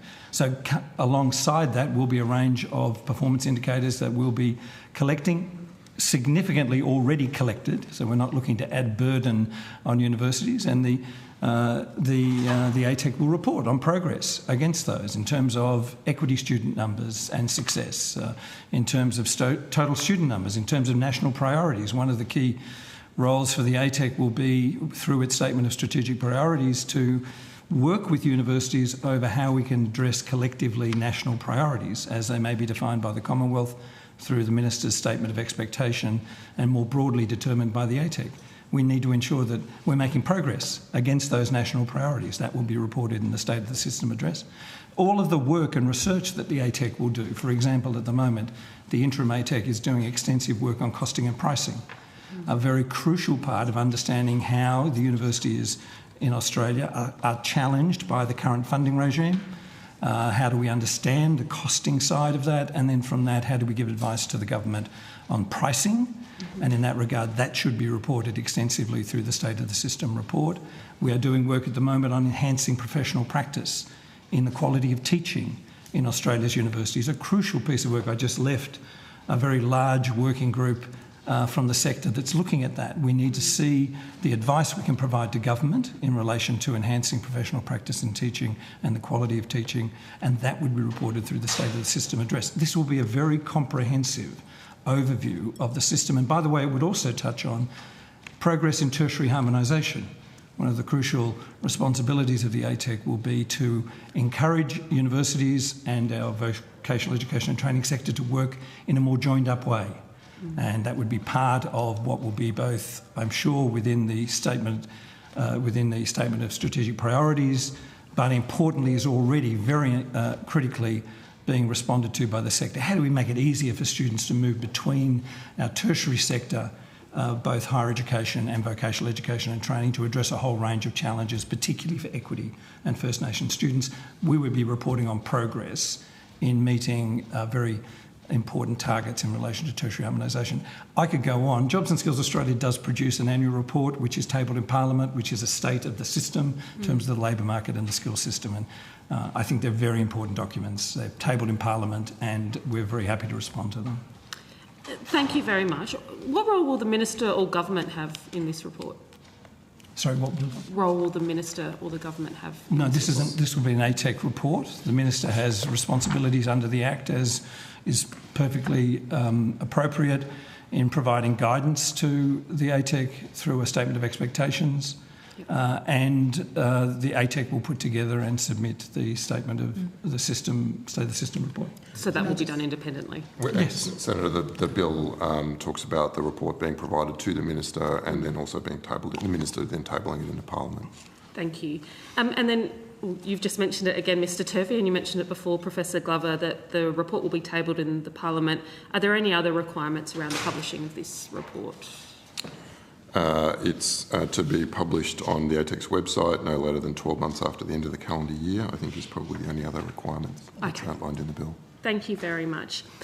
Some of the submissions have raised concerns about the level of staffing and the ATEC's ability to recruit their own staff, including from the sector.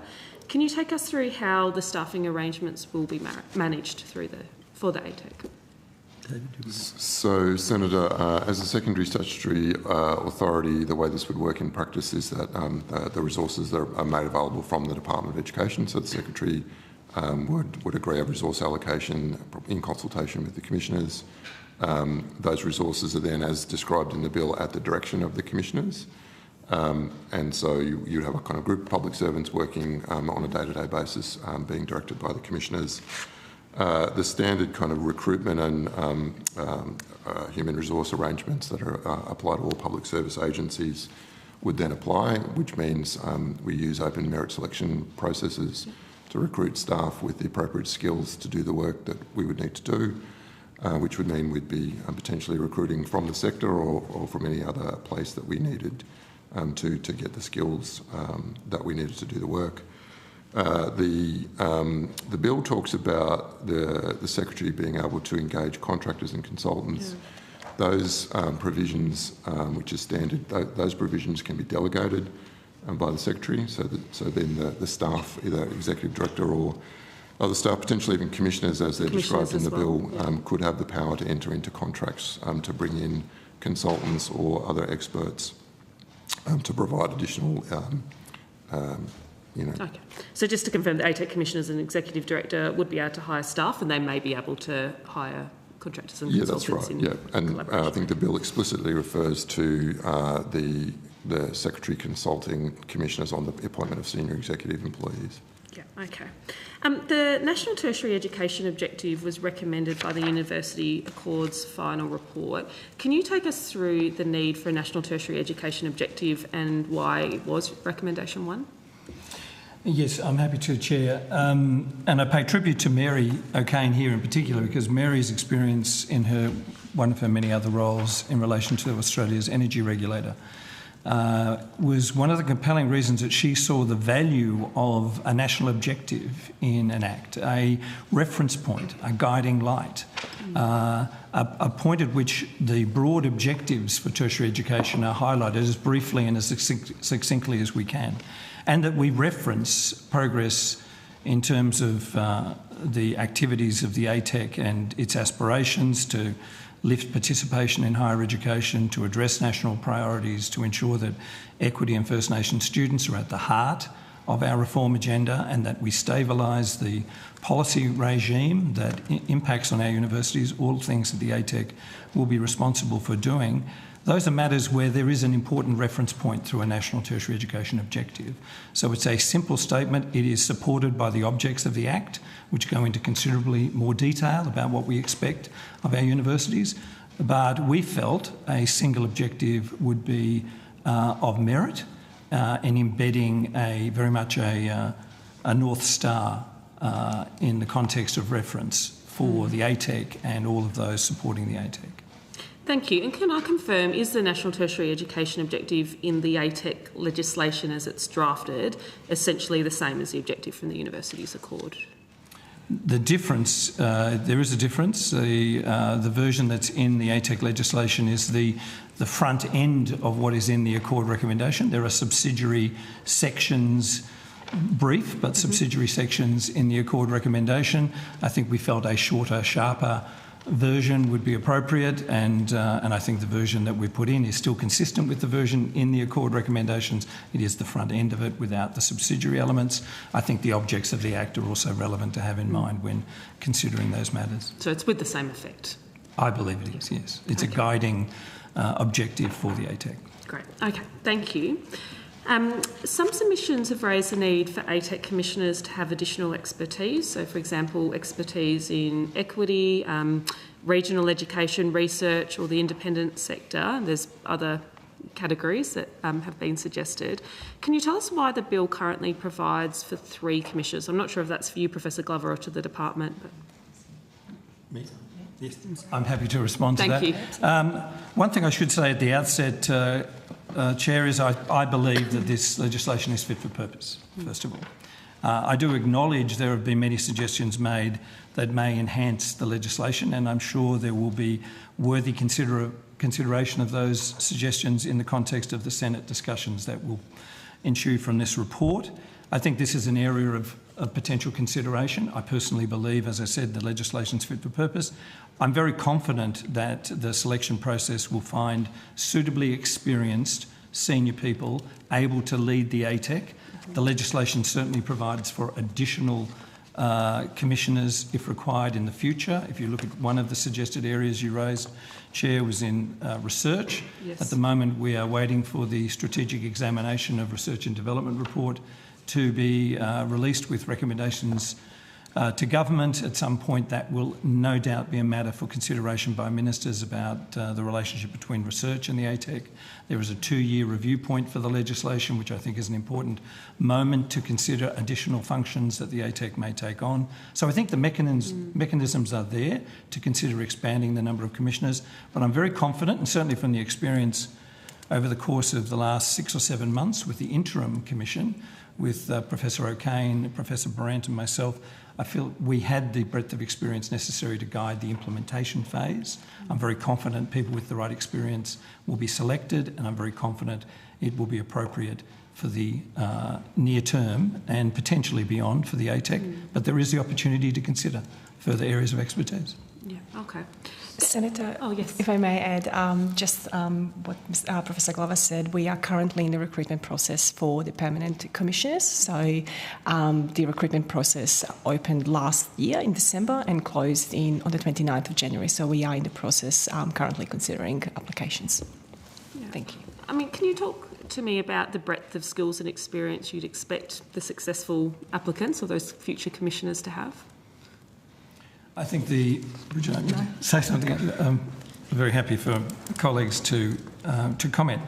I think we need to see the Chief Commissioner with a very deep understanding of the university system in this country. I think it's vitally important that they appreciate not just the contemporary context for Australian universities, but the recent history of Australian universities and some of the challenges from a policy perspective that have impacted quite severely on Australian universities, and the rhythms and mechanisms of our universities and how they can be supported and assisted in a negotiated mission-based compact approach to stewardship of the sector. So there is a depth of knowledge expected of the Chief Commissioner in relation to higher education. They need to have a broad understanding of tertiary education, which is not unusual for, I think, senior people who are associated with the sector, because the relationship with vocational education and training, with TAFE, with private university providers, with the broad nature of our tertiary education system is important. We need a well-functioning tertiary education system as well as a very well-functioning university sector for the future of this country. So we need that breadth of understanding. Key areas like research are crucial. They are crucial now to the ATEC in its mission-based compact discussions, although we await outcomes of other processes to understand impacts on university research more broadly. Costing and pricing is a crucial requirement for the future of the sector. So, yes, there is a set of skills we expect of our Chief Commissioner. I think very importantly, and the Accord made this very clear, that First Nations Australians are at the core of reform in higher education and their self-determination. So a full-time First Nations Commissioner with a breadth of understanding of tertiary education in this country is vital. And to have a third Commissioner with knowledge of the tertiary education system broadly, I think will complement both the Chief Commissioner and the First Nations Commissioner's expertise. They will all contribute. I think the draft Act makes it very clear, the Act makes it very clear, the decision-making process for the Commission, the consensus approach to decision-making. So we expect all Commissioners to have the breadth and depth of knowledge necessary to guide the sector. And if I might say, and this is to highlight the challenges that our staff and our students in our tertiary education system, and particularly in university at the moment, are facing a deep understanding and connection with that student experience and staff experience, because that's vital to understanding in negotiating mission-based compacts and stewardship of the system. This is not about direction. Our autonomous universities need to have their autonomy and their ability to protect and promote academic freedom, and we also need to work with them to ensure the best possible student experience, the best possible quality of teaching, and to ensure the staff experience. And one of the reasons I think I commend this legislation to you, Chair and Committee, I'm very, very concerned that the volatility and the uncertainty and the lack of management and planning that we've experienced over the course of many years in higher education is causing significant challenges to our staff and adding to the burden that they're facing. We need that stability. The ATEC can bring that stability, and that, I think, is a very important consideration for the Commissioners. Thank you. Senator, do you mind if I just add a couple of extra technical elements in addition to what Professor Glover said? The Chief Commissioner, the bill requires the Chief Commissioner has appropriate independence as well, so deep sector knowledge and deep background, but appropriate independence. The First Nations Commissioner must be an Aboriginal or Torres Strait Islander person, with deep expertise and understanding of the tertiary system. And then Clause 59 talks about the collective experience and knowledge of the commissioners being in higher education, vet, tertiary education, governance, administration, stakeholder engagement and consultation, and regional Australia. And at least one of the commissioners must have substantial experience and knowledge in relation to vet. Okay, thank you. I'm comforted by that. Senator Fruki, I've got about 4 or 5 questions to go. Do you want me to just keep ploughing through and then I'll come to you if that's all right? All right, could you explain expectations as to how the ATEC will engage with other relevant agencies, including JSA, TEXA, ASQA, ARC and the Regional Education Commissioner or others? Thank you, Chair. No, it's a very important consideration that we've been spending some time on in the interim ATEC discussions. Very important relationship with TEXA. The ATEC is not a regulator. TEXA is the regulator. It's very important that in the engagement with universities through the negotiation of mission-based compacts and the many other ways that the ATEC will be supporting the sector, that there is a close working relationship with the regulator. And if there are challenging or difficult circumstances that arise, that there is a strong exchange of information and relationship between the two to avoid, very strongly to avoid, any overburden of the system by multiple agency engagement on issues. There are matters that are regulatory that should be dealt with by TEXA.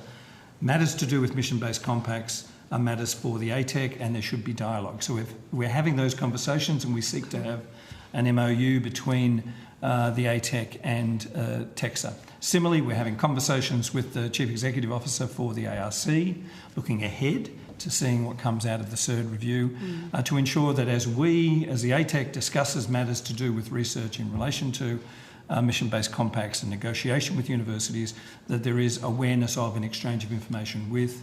Similarly with ASQA, the regulator in the vocational education and training space, along with state regulators, very important to understand from TAFE and from vet providers about tertiary harmonisation, dual sector harmonisation of regulation. These are important matters for regulators, valuable to have an exchange of information with the ATEC. JSA plays, I'll flip hats for a second, very important role here because it will be providing advice to the ATEC on national skill needs for this country and to ensure through its jobs and skills report each year and through the work it does on occupational shortages and demands in the labour market for skill level 1, higher education qualified graduates, that we engage with JSA to ensure that we get that information to inform the statement of strategic priorities and guidelines to universities so that then in negotiation with universities we can look to address those national priorities. Okay, thank you so much. I do want to ask about the role of committees. I understand the ATEC will be able to establish a range of committees to assist commissioners with their work. Could you tell us how these committees might be used to supplement the expertise of the ATEC when that's needed? Absolutely. I think there are good examples through the interim ATEC process that illustrate this. And again, I pay tribute to Professor O'Kane, who very quickly, when we established the interim ATEC, was very keen, for example, to have a very high-quality, experienced working group to look at pricing and costing. A very important part of the deliberations of the interim ATEC that will be passed on to the full ATEC to complete later this year. So a very strong group representative of the sector, independently chaired, independent advice, some consulting support as required, enabling that group to develop a new costing regime so that we can get the data we need to inform the ATEC about the challenges being faced by the sector on the cost of delivering quality teaching and learning, and importantly then what pricing recommendations should be made to the Commonwealth. So clearly a working party, strongly representative of key stakeholders, established. Similarly, we have, at the moment, I have 60 people online in a workshop around enhancing professional practice and teaching quality, right across the sector, not just higher education through universities, but also through non-university providers and others. So it's a very representative body to address a very specific task over a period of time to produce a report for the consideration of the ATEC. There will be a First Nations Advisory Council for the ATEC, very importantly. That's already been established through the interim ATEC period, something for the full ATEC to consider in terms of continuation as a critical part of ATEC's deliberations on First Nations people, their experiences in our higher education system, and importantly concepts like self-determination. So yes, the ATEC will form committees to supplement the experience and expertise of the commissioners and to bring those recommendations forward to the Commission for consideration. So I think it is a vitally important part of the way the ATEC will function. The Higher Education Support Panel, Higher Education Standards Panel, my apologies, is also to come under the auspices of the ATEC. That's an extraordinarily important body dealing with Australia's higher education standards. The ATEC will need to establish an appropriate structure to support the work that was undertaken by HESP and to provide a continuing opportunity to consider and to reform the higher education standards that guide our sector. Thank you so much, Professor Glover. You mentioned in one of your earlier answers that ATEC is not a regulator, and you spoke about its stewardship role. This does seem to be a misconception in some of the submissions we've received. So can I confirm that ATEC is not intended to be a regulator? No, ATEC is not a regulator. I think it's a very important distinction between the role of a regulator like TEXA, which I think does, and particularly as TEXA is reformed under changes that are under consideration for TEXA's legislation for a whole range of reasons. TEXA needs to be empowered as a regulator to work very closely with the sector to address regulatory concerns. In fact, one of the reasons we have a high-quality tertiary education system in this country is that we have very important regulators, TEXA and ASQA. The role of ATEC is to work with the sector to negotiate mission-based compacts, to allocate managed growth funding, to ensure that we grow higher education and tertiary education over the next few years and beyond, to address very challenging targets in the future, to ensure we address national priorities. So it's very much about the allocation of places and funding. It's not about regulation. Okay. Thank you very much. I've just got one last question. Is the ATEC taking any functions from TEXA? No, I'm not aware of any functions from TEXA that would move across, other than it's not a function of TEXA, but the Higher Education Support Panel, which is Higher Education Standards Panel, which is not part of TEXA but has a close relationship, comes to the ATEC. And that's about standards.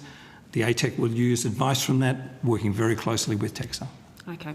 Thank you very much for your evidence, and thank you, Senator Freakey, for your patience with my questions. No worries at all. Thanks, Chair. Good morning, everyone, and especially apologies to our colleagues who were here late last night. Sorry for holding you here, but thank you for coming anyway.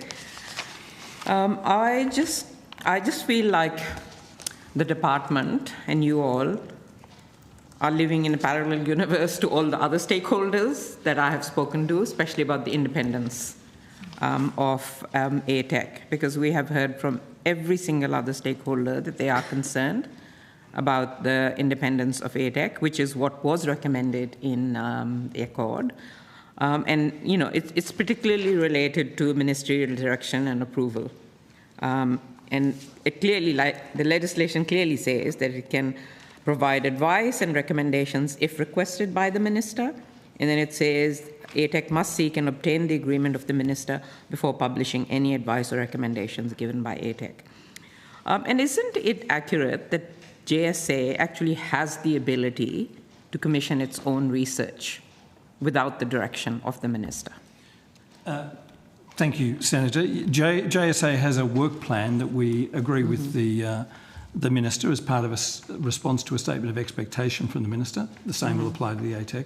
And yes, you're correct. JSA publishes work. We consult with the minister ahead of publishing work because I think that's appropriate to do with the minister. We have appropriate protocols to ensure that there are no surprises, that from a very detailed research, evidence-based approach, produce work for publication.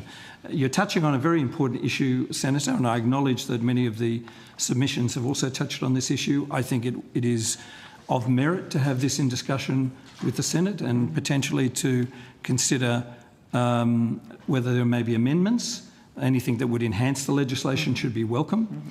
I personally believe the legislation is fit for purpose as it stands, but I would add that in that context I do so because of the ability of the ATEC to commission its own research and through the State of the System report every year to ensure that is made public. But commission its own research only if the minister agrees, right? That can only happen if the minister agrees under this legislation. It's not my interpretation of the legislation. The ATEC could commission its own work under the current legislation. It couldn't publish it other than through the State of the System report. Yeah, so it could be a waste of time commissioning it if in the end they won't be able to publish it. But thank you for those insights as well. I guess Mr. Tony Cook said in estimates last December that ATEC actually doesn't have a role around policy. I just want to clarify that. I mean, how can ATEC serve its stewardship purpose if it cannot provide input into tertiary education policy? I perhaps would say something very quickly, and I'll hand over to the Deputy Secretary. I think this is a very important aspect, actually, of the role of ATEC, as it is of the role of JSA. We are not a policy agency. However, we make very strong recommendations to government regarding advice to policymakers. Regarding policy. Regarding right? policy. So, we make recommendations regarding policy. It is a matter for the department, though, to actually give policy advice to the Minister. Yes, so I just wanted to clarify that, because having doesn't have a role around policy, to me implies that it can't even give advice on policy. No, to the contrary, the ATEC will be very active in providing advice. And one of the reasons I think the concept of an independent agency is valuable in this regard is this enables a contesting of advice to ministers. The ATEC will give freely and frankly advice to the minister, and the department would be required freely and frankly to provide its advice in relation to that. And I think this is for the betterment of policy development in this country. There will be a depth of expertise developed in the ATEC. They will add great value to that. And while I know issues of independence are raised, I believe the independence is primarily and strongly invested in the independence of the commissioners, their skills and expertise to guide the agency. Did you want to add something? Thank you. Yeah. I absolutely agree with Professor Glover. I think the stability of advice is really important, and the complementarity of ATEC's advice with the department is critical at this point. Yeah. You've said a few things about the delineation of the role of TEXA and ATEC. A lot of people raise their concerns about the blurring. I'm still unclear about that. I think it's still pretty blurred, so hopefully the MOU will clarify that. But why I'm saying that is because, as I understand it, ATEC does have a compliance role around mission-based compacts. And so in some ways that could be some duplication of role. The other reason why I'm saying that is because HESP functions are moving into ATEC now, whereas they used to advise TEXA. So obviously there is still, it's not clear what how both will operate. But just going to HESP, so HESP is going to be abolished, but the functions will move into ATEC, so there won't be a HESP in ATEC, for instance? Is that how it is going to work? Senator, I think it's going to be very important for the ATEC, and the Minister will no doubt seek advice from the Interim ATEC in relation to this. Vitally important we have continuity when it comes to the work of the Higher Education Standards Panel. Absolutely vital. They're doing great work at the moment on a range of matters being referred to them that are important in terms of higher education standards. Some of the work we're doing on teaching quality may in fact impact on the work of the Higher Education Standards Panel. So there needs to be continuity. There needs to be expertise, deep expertise. The ATEC will need to establish the appropriate mechanism to obtain that expertise. So I can see a committee being formed to undertake those functions. It will be a matter that I'm sure that the Chief Commissioner of ATEC will discuss with the Chair of the Higher Education Standards Panel to ensure we have continuity of the work that's being done. Again, great support from public servants in relation to that work. So I can assure you it will be a priority for continuity and expertise and an appropriate structure. Yep. And this is a question for the department, was TEXA consulted during the formulation of this legislation in terms of what the roles could be, would be, why HESP is being moved, and what was their advice if they were consulted on the bill? Yes, there has been engagement with TEXA. The CEO of TEXA was included in the exposure draft process that we had on the legislation.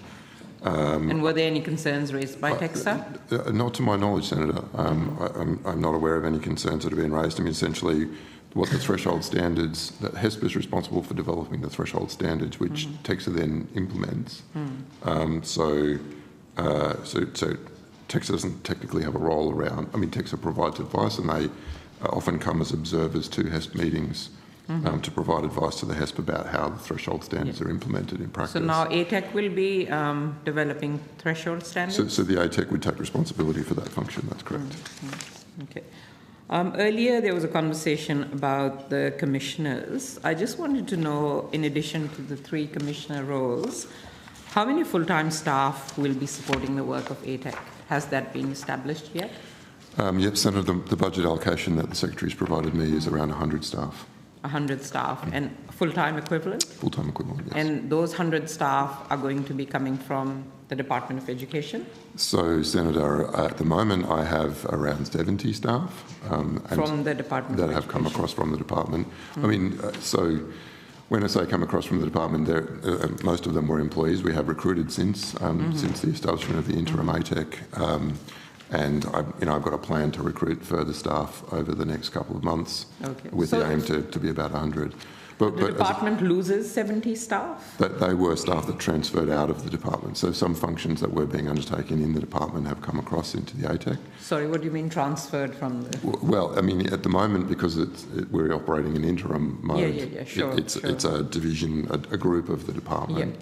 That's under my leadership. So the department has lost 70 staff. So who is doing that work in the department now? Those functions were being performed in the department. They're now being performed in my team in the Interim ATEC. So the functions moved across into ATEC from the department, Senator, which meant that... So are you doubling up then? No.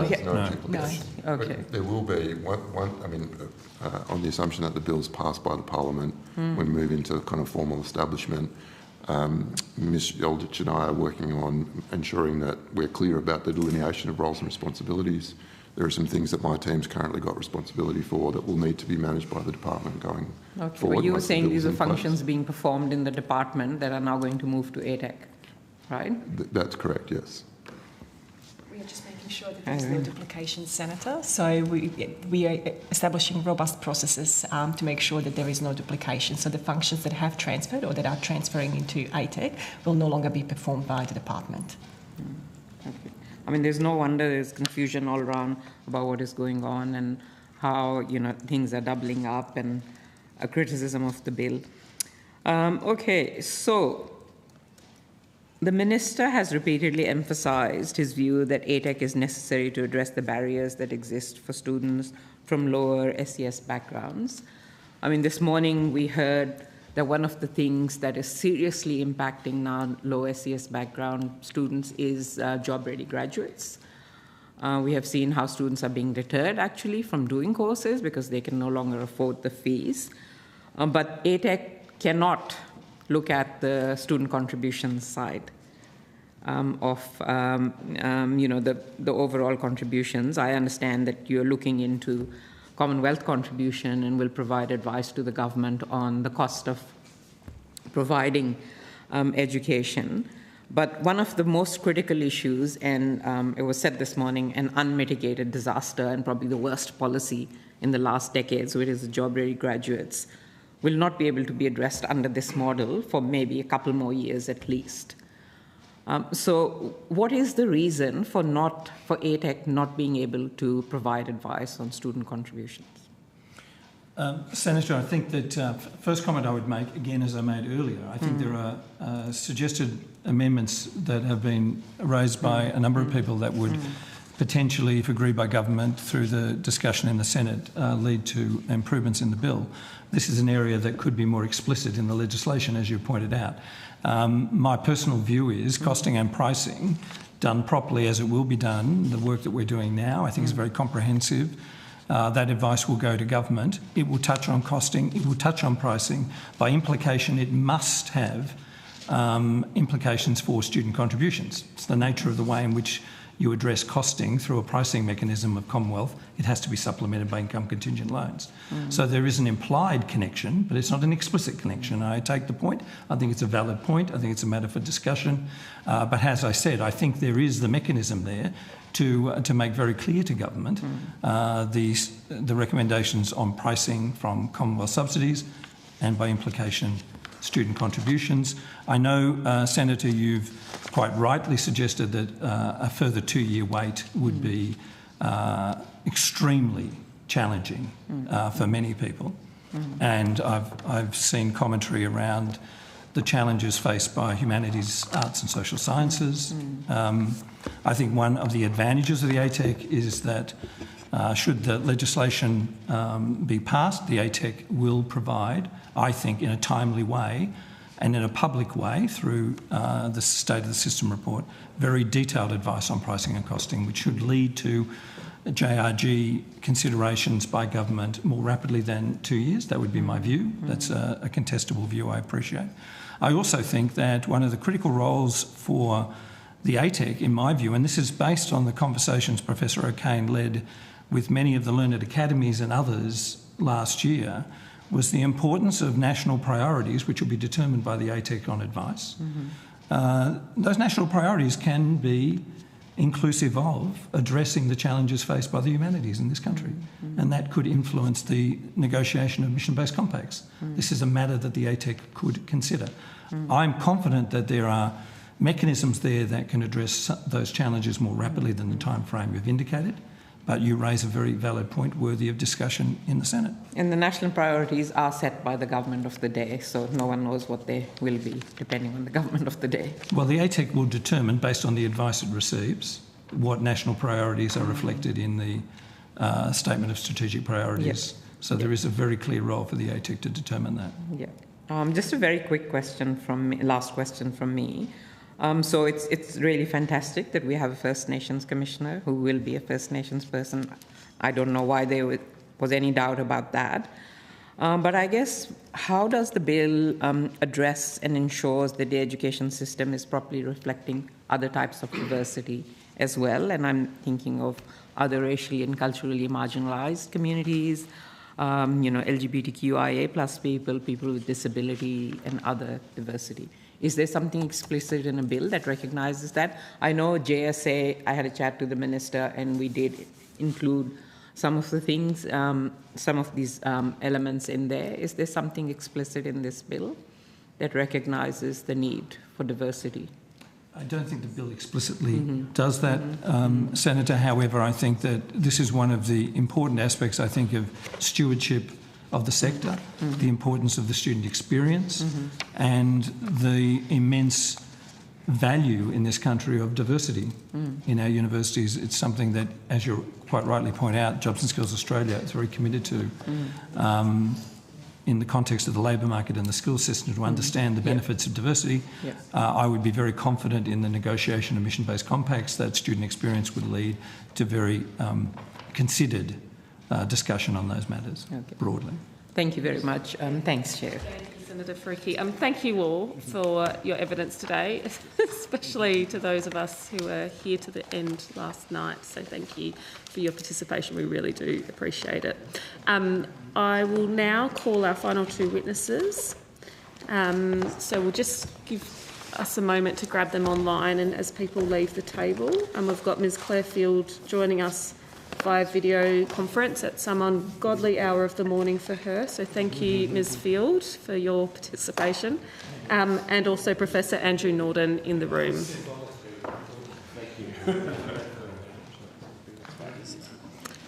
We have been asking witnesses if they have opening statements and are able to table them to do so, but if you do need to speak to them, I'm also happy for you to do that. But before we start, we just might have you say your full name for the purposes of the Hansard record and the capacity in which you're appearing today. We might start with you, Ms Field. Oh, thank you. And you can hear me all right? Yes, perfectly. Okay. I'm Claire Field and I'm an independent consultant. Thank you. And Professor Norden?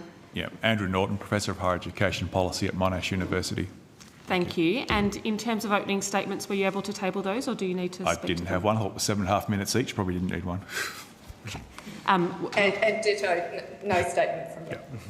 Thank you. And we have shuffled the program to give us more time today. I have a few questions, but Senator Fricke, I'm happy for you to go first. If you like. Well, why don't you go, because you called the witnesses. Thank you. And thank you both for being here.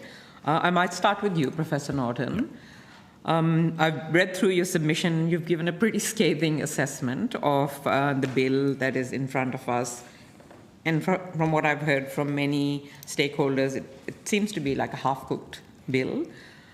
What, in your view, if you could take us through your key issues, or some of the key issues, because I know you have a lot of issues, and is this bill redeemable through amendments? Look, I guess the principal concern that I've got, which hasn't come up a lot today, is the role of the mission-based compacts.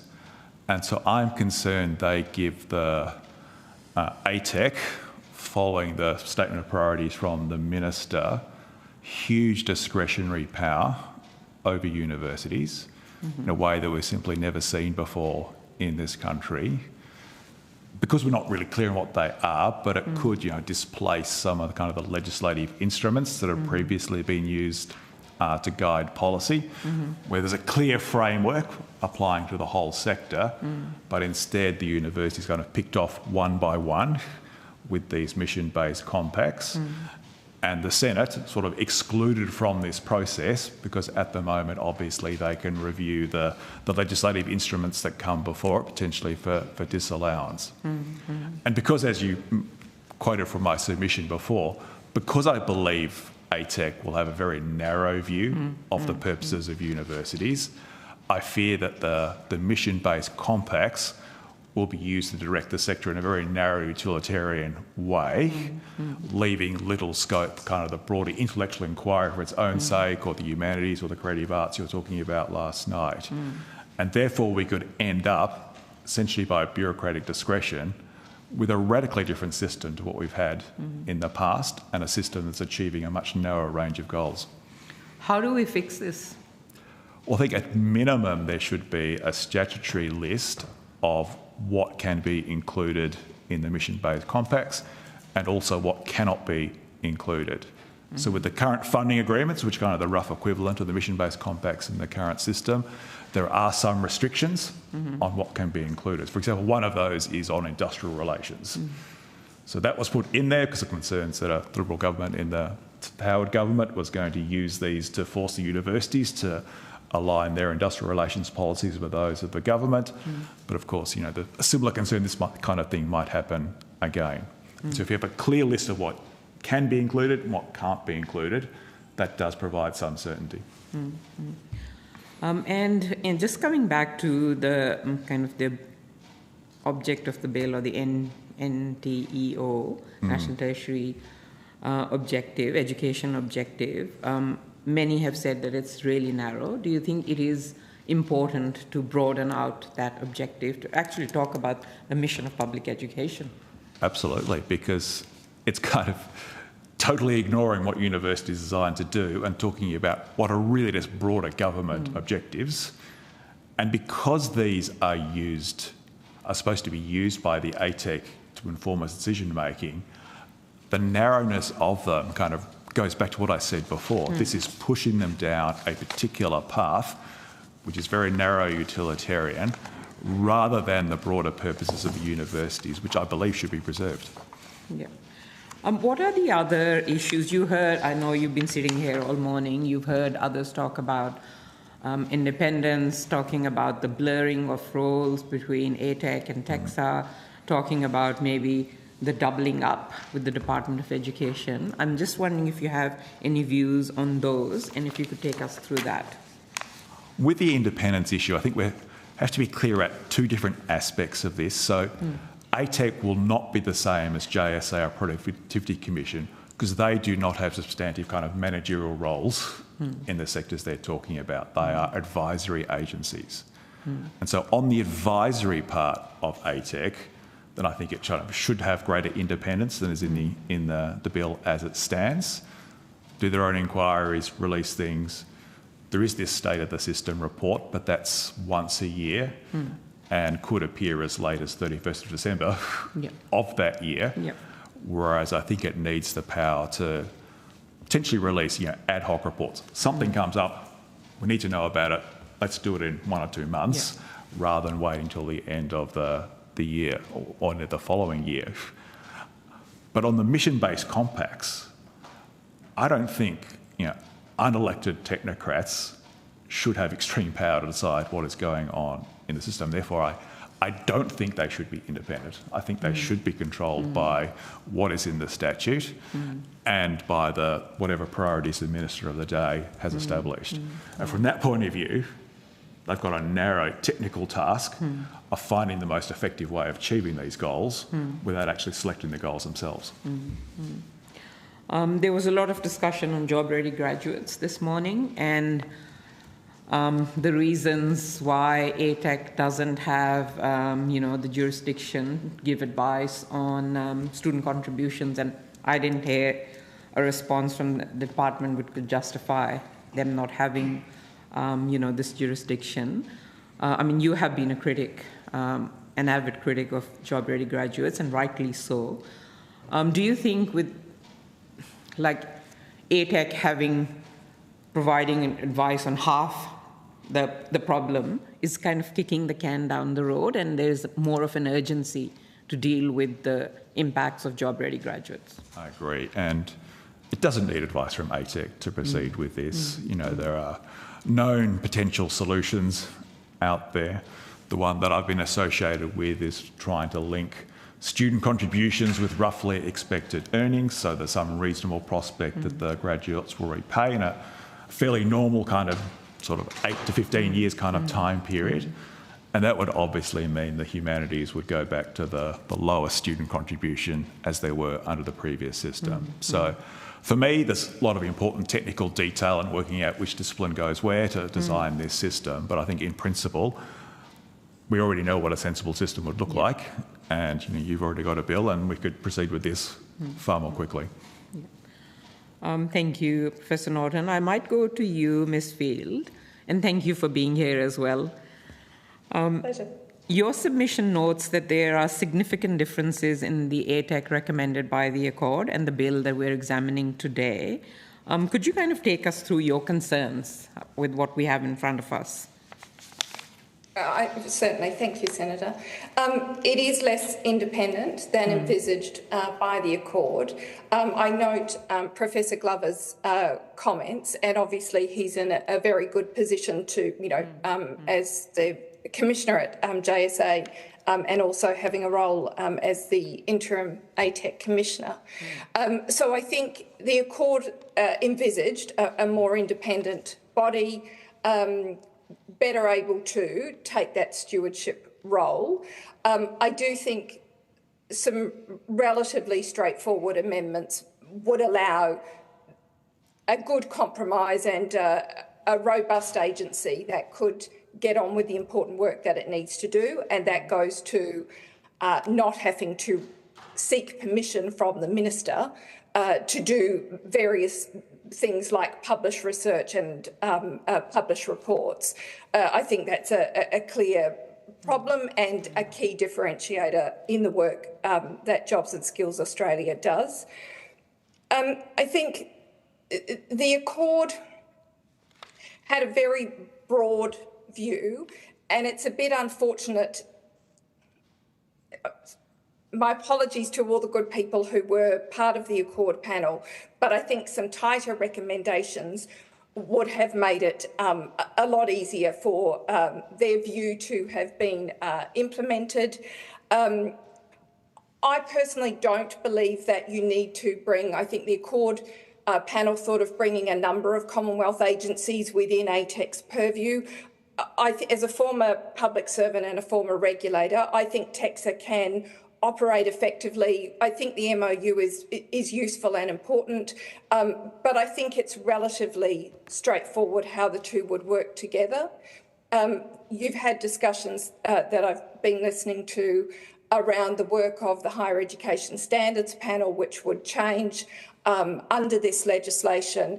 And I think, to make clear, one of the advisory committees of ATEC ought to take on that role, and I'm sure that's what's envisaged within the legislation. It's just not specifically stated. You wouldn't want terrific public servants, but not experts like the Higher Education Standards Panel, to be advising on the threshold standards. But TEXA really is there to regulate against the standards, and I think it could easily work alongside the ATEC. Do you share the concerns that Professor Norton has raised just then around mission-based compacts? Professor Norton is clearly the expert in this area. I do think I probably hadn't gone to the particular point that he raises and he has concerns about.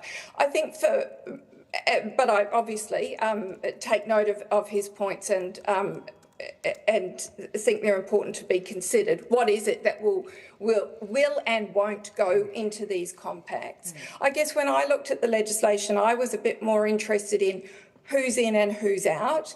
So it talks about the mission-based compacts really being focused on the universities.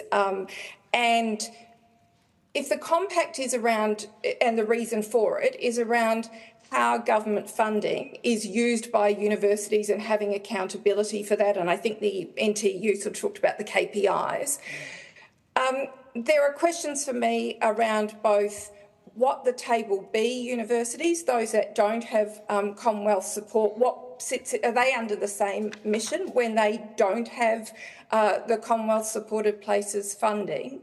And not to add to the burden, the regulatory burden of TAFE institutes, but if TAFE institutes are in receipt of Commonwealth funding, what are the accountability mechanisms? I'm sure they'll use it properly, but should there be accountability mechanisms for how those that funding is allocated, and is there a need for a reduced form of a mission-based compact for dual sector institutes like TAFEs that do receive Commonwealth supported places funding? So definitely defer to Professor Norton on the need to clarify what's in and what's out, but I think who gets one and what's in it is also worthy of consideration. Like, I am very concerned, like Professor Norton and other stakeholders, about the narrowness of the national tertiary education objectives in the bill.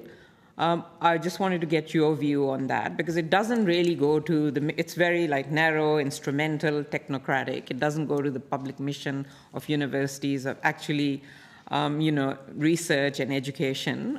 So your view on that would be excellent as well.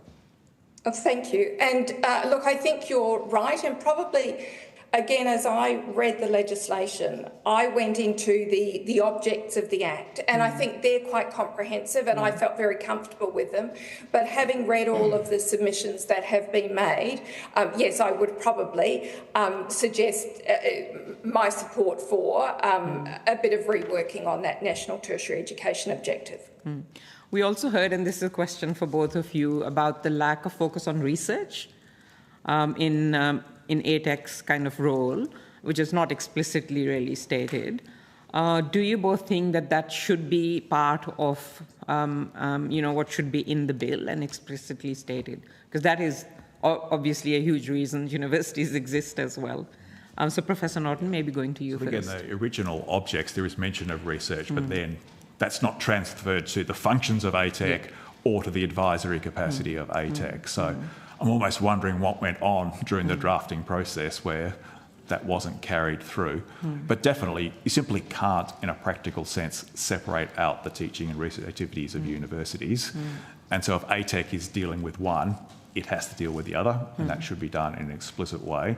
So it is clearly responsible for at least the advice on that, even if we maintain sort of separate policy institutions like ARC or NHMOC. How about you, Ms. Field? I would agree, yeah. And just really quickly, your view on the job-ready graduates as well. Do you have a similar view to what we've heard all day today, that it is something that needs to be repealed and urgently? The fee hikes and funding cuts, yeah. Yes, I think at the time that it was introduced, I said, when 40% or thereabouts of students are paying 90% of the cost of their education, there's something wrong. And again, not to be too critical of the Accord panel, I think it was a real oversight that they chose to defer this to the ATEC, and I do think it's a real priority for government action. Professor Norton, do you see any reason to kind of push this bill through without having a good look at it and amending it to address the flaws that have been highlighted by so many, including yourself? I really think it should go for a rewrite. Quite aside from the substantive issues we're talking about, it's very messy, and it'd be more coherent if it was rewritten in part, and also to deal with some of the things which even Barton and Glover was conceding around the student contribution wording, where it's not really clear whether that was a deliberate attempt to avoid the issue or just an issue with the way those particular clauses were written. And how about you, Ms. Field? What opinion do you have on that? I agree. I think it's, again, Professor Glover is right. It's hard to say this is the efficient cost of delivering X and this is the amount the Commonwealth could contribute. It's obvious that the missing component is what the student should pay, but I think it's good practice that this ought be clarified in the legislation, no question.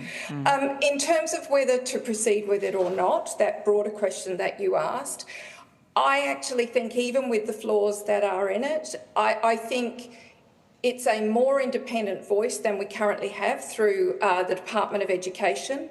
And I think that requirement to publish that annual report and what's required to be published within it would be a really important step forward for the sector, and to have those objects in the Act around equity and fairness and what it is that what it is that we want from our higher education sector. So I think changes are needed, but nonetheless I think it is important to progress with the Commission. Yeah, I mean, I don't see it as a choice of passing this bill or an improved bill, like we have the time. Yeah. It's a big change that is happening in our tertiary education sector. The sector has been decimated over the last many years. So we should try and get it right. Would you kind of agree with that? Of course, yes. Yeah. Just lastly, if there's any other recommendations apart from the ones you've given to the committee, now is the time to talk about those. So maybe go to you, Professor Norton. Look, I think it's a reiterate that it needs the broader purposes. It needs clear constraints on what ATEC can and can't do. And for the advisory part, but not the implementation part, needs the clear independence to do that. Yeah, thank you. And Ms. Field? The only comment I would make, and it is a reiteration from me, I do think around staffing, the ability to second staff, I think, again, Mr Turvey spoke about recruiting staff, but I actually think being able to second in experts from the higher education sector into an agency like this is absolutely vital. I think there's very few new staff being recruited. It's mostly current staff from the department. But I think they did say that they had the ability to contract staff.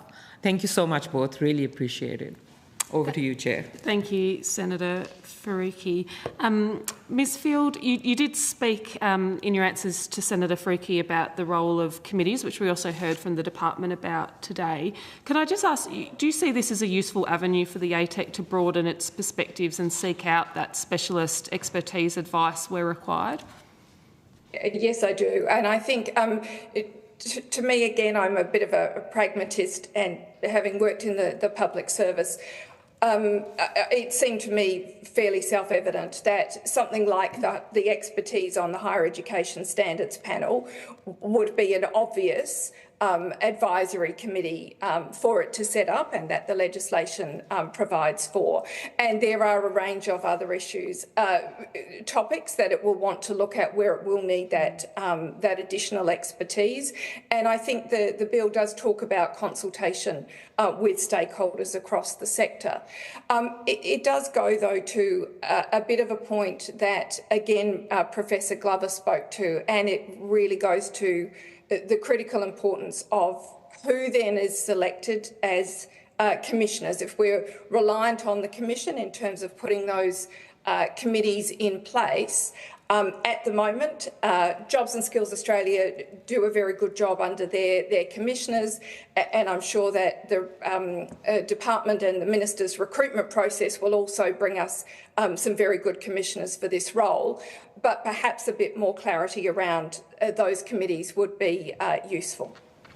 Thank you, Ms Field. And, I mean, notwithstanding that you've spoken about your view on the need for amendments, do you support this bill and the establishment of the ATEC? Yes, I do. Okay, thank you. And just one last question. I'm particularly interested in the State of the Tertiary System report and the impact that that publication might have on progress across the system. Can you elaborate on the comments you made regarding that in your submission and the impact you see that annual reporting requirement having on the achievement of the ATEX objectives? Sure. I think Section 42 of the bill talks about what needs to go into that annual report. I mean, I do take Professor Norton's point that it will be potentially somewhat delayed. You've got to have the year and then have that time to pull it together and publish it, and hopefully it's timely and not too delayed. But if you're writing an annual report from a commission which goes to the current and emerging trends in the sector, the financial sustainability of the sector, I think, is really key, and I'm pleased to see that included in there. Whether the system is meeting the needs of student demand, the demands for the skills that we're producing in the sector, the outcomes for underrepresented groups. Some, not all, of those elements are available in different places today. Bringing that together with the authority of the Commission and attaching those outcomes to the financial sustainability of the sector, I think then provides evidence for the robust debate and hopefully funding changes that I think the sector needs. Thank you so much, Ms Field, and I do appreciate you facilitating an earlier appearance today. It was important to us to try to expand the total duration of this session, which I'm glad we were able to do, and thank you, Senators, for accommodating that as well. You'll note it's just Senator Fruki and I here, so I anticipate there will be quans for both yourselves and also for other witnesses who've appeared today from other senators. But otherwise, that does conclude your session. So thank you very much, and thank you for your evidence. All quans will be due back to us by Friday, the 20th of February 2026. So I encourage other senators to lodge them as soon as they can. But that concludes today's hearing. So thank you to all who appeared, Hansard, Broadcasting, Secretariat, everyone, and especially those who joined us after finishing at 11 o'clock tonight from the department. Thank you so much.